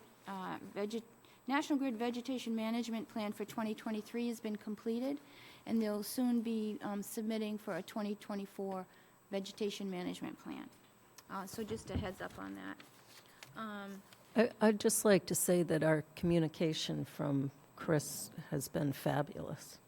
Yeah, it's very good and precise and clear. It's really a good thing. It's helping everything. Make sure you tell them about the inventory that Bill wants to do. Oh, yes, and aside to that, the DPW director is trying to work on a process to get a tree inventory in place, and had touched base with us, because he wants to work with the planning board and the DPW together, collaborate, to come up with something, a plan for that. So that's good news. Does he know where your funds? It's under him, yeah. I think so. I'll talk to him more in length. It was kind of like a part of just a catch-up discussion when he came by the other day. So that's good news. We have, the annual report was submitted to Melanie Atsuko to put into the annual report for the planning board. Yep, we did it. It was good. It was good. The planning board, so we're working on an on-call consulting RFP, and the RFP's drafted, and we have to just pick some time frames. So Melissa Danza, Lara Davis, and I will be meeting on Wednesday morning to just fine-tune those time frames, and come up with a selection committee. So we figure I would be on it, Melissa Danza, Lara, maybe David Williams, I'm not sure, and either Mark Purple or Melanie requested to be on it, and I thought maybe a planning board member should be on it too. So if any of you are interested in taking that spot to, just when we shortlist and interview, just reviewing the proposals when they come in, and we'll shortlist them and then, make a recommendation for who it should be. That's a while out. It's probably like a month or more out. once it gets put out to bid. So, food for thought for the next meeting. Yeah.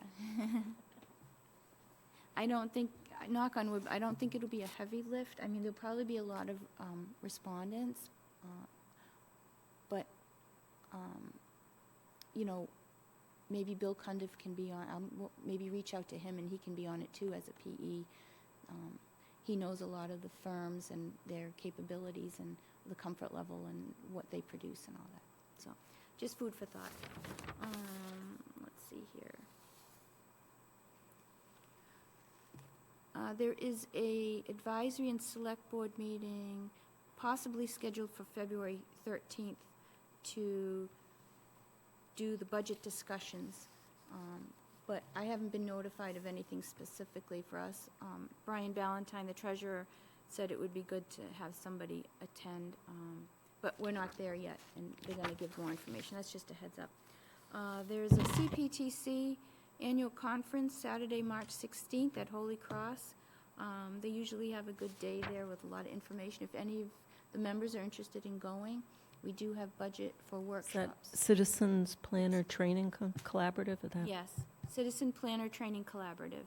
Every year they do a one-day conference at Holy Cross where they have speakers come in. They give a series of how to do zoning bylaws or open meeting law. Tons of classes running at the same time. Yeah, it's very good.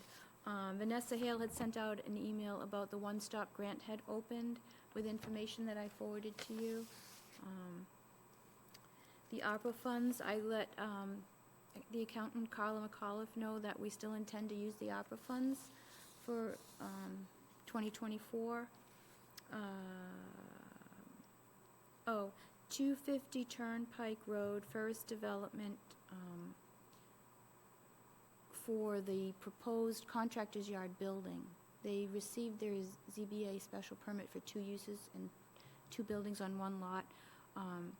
They're requesting like a pre-application meeting with me and other town departments like fire, police, building, DPW, to get to present like a concept plan and then talk about the project and get any initial feedback in their preparation of the plans. So I'm going to try to coordinate that maybe for next week. The planning board, it will be coming to the planning board for a site plan approval, and that'll be a public hearing. So, Can I ask a question on that? sure. So they submitted the same plans that they submitted to the ZBA that their attorney told me, well, those are just concept plans. Why aren't they submitting the approved site plan showing this new building on it? Because what they're showing is not in compliance with the site plan, and this is a modification, so shouldn't that be the baseline, what was previously approved? Yes, and that will be one of my comments at the pre-application meeting. Okay. So what they're using is what they presented at the zoning board, and it's like, to me, it's a concept, and that's what I'm going to call it. And I'll announce at the meeting that, they do have an approval, and this is not actually what's approved underneath. The existing conditions plan should be the existing conditions plan, and that's why we require as-bills too, because that becomes the next existing condition plan, or they go out and do a new survey and do an existing conditions plan. But you can't have it both ways, no existing condition, and then no as-built, and then no, it's just a bad circle. So I'll address that at the meeting. Okay. It's more of a generic, here's the bird's eye view, are you worried about a hydrant too far away? Is the water surface coming in here? Board of Health might opine that, you're putting the building on the old septic system. How are you going to handle that? Make sure you do X, Y, Z, kind of a pre-application. And then I'll report back. So if any of you have any other comments, I'll send that out so you see it. But if you have comments that you want me to ask during that pre-application, just send them to me individually, and I'll add it to my list. Thanks. Okay. Let's see here. We're still waiting for, I think we're still waiting for written response to the tree and stone wall mitigation from the select board for the park project. So I believe the plants are in and the wall is built, but I think planning board had asked for something in writing. We were informed on Friday that will be coming. Excellent, that's good news. And then, there was a, illegal tree removal at a location in town, and I think the select board, in conjunction with the tree warden designee, were working on that still, too. We have an update on that one, too. So, what was requested, because there was a letter stuck in a door, and it's unclear whether anybody ever received it, they were supposed to reach out to either the planning board or the select board, and we haven't heard anything, and that was, when was that, in November? Yeah. November? Yeah. Not knowingly, anyway. We haven't gotten any calls from anybody. So our request was to, what was Ms. Houlihan's request? Would you like to speak to that? Sure, I was very clear of our expectation, and that is a letter sent certified mail to the person who illegally moved. They have 2 weeks to schedule an appointment to try and discuss with the tree warden and the planning board, because it's a scenic road, or they can pay the $500 maximum fee that Mass General, I'm thinking the hospital, Mass General laws impose. And so our feeling is that that needs to happen. They agreed that they would send it. I think I might just send a reminder, and I'll copy you, Karina and Colleen and Mimi, just to remind exactly what we discussed at that meeting on Friday, because I feel like he might need that. Oh, can I ask a question? Do we have a process for this? Like, why don't they just send him a fine? I mean, I know they should have a meeting. It should have been a certified letter, but it was an illegal removal. It's in Mass General law. Why don't they just fine the person? Say, pay this, you broke the law. I hate to say it, but, I mean, I think that these sorts of things should be explained in like a scenic road policy guideline. We've started a couple, both of those, and it may be time to bring that back, but for education, for other people, they should know that. But when you move into town, you should know it. And we're not the only town that has it. So. Well, it's Mass General law. It's Mass General law, so, like, time's up. I mean, I have no say in this at all, but I think, my preference would be, we have no real process, so unless anybody's afraid that they're going to get, like, a lawyer after them, why don't they just send the $500 fine? If I may, I agree with you, Deb. I don't know what's the point of having somebody come in that's, the tree's already gone, and having a discussion. So I guess we need to work out a better process with the select board, because my concern is you're going to have select board vote, oh, it's just a tree, and you're going to have planning board say, yeah, but there's a fine attached to it, and then what happens? So I agree, Deb, that the law is this, and that's really what should happen. And unfortunately, short of educating the person, I think, the fine is the fine. And again, I just have a fear you're going to have two boards split on this. So I think the worry is that no communication was ever received by those people. So you can't leave a letter that's like 4 pages long and knock on a door and just leave it. So there's been no acknowledgement or any type of communication to these people that we know of that they've received. So I think that's part of the certified letter. And so the request was to say, schedule an appointment or pay the fine. And our guess is that they're just going to write a check. But if they don't schedule something or make a call to schedule something, then they get fined the $500. But I do think there's a education process that it behooves us to educate people if they don't know. Yeah, I agree also. I just want to say, I don't think we should be sending 4-page letters to anybody. I'm done after about a page and a half. So in this process, we should develop a template of what that letter text should say, and it should say you broke the law. And here's a picture, and you need to pay this fine. So Marnie, do we know who's writing the letter? So Bill wrote the original letter. So that was, and he walked it over to hand deliver it to them. He knocked on the door, no one received, so he left it in the door. Do we know if the letter referenced Mass General Law so that these people know there's no? I think it's it did. cut and dry. Yeah, I'm sure we probably have it. I think he did. My recollection Okay, was he did. that's fine. He did provide specifics, but I think they can just basically say we never got anything. Got it. Okay.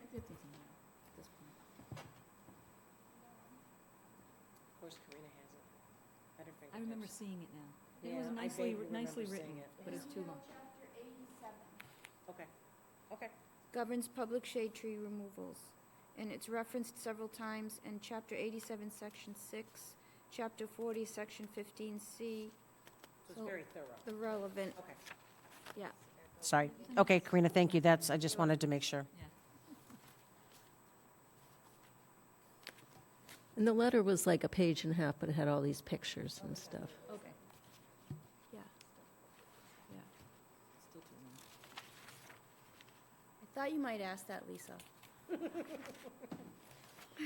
I don't know if that's a good or bad thing, Karina.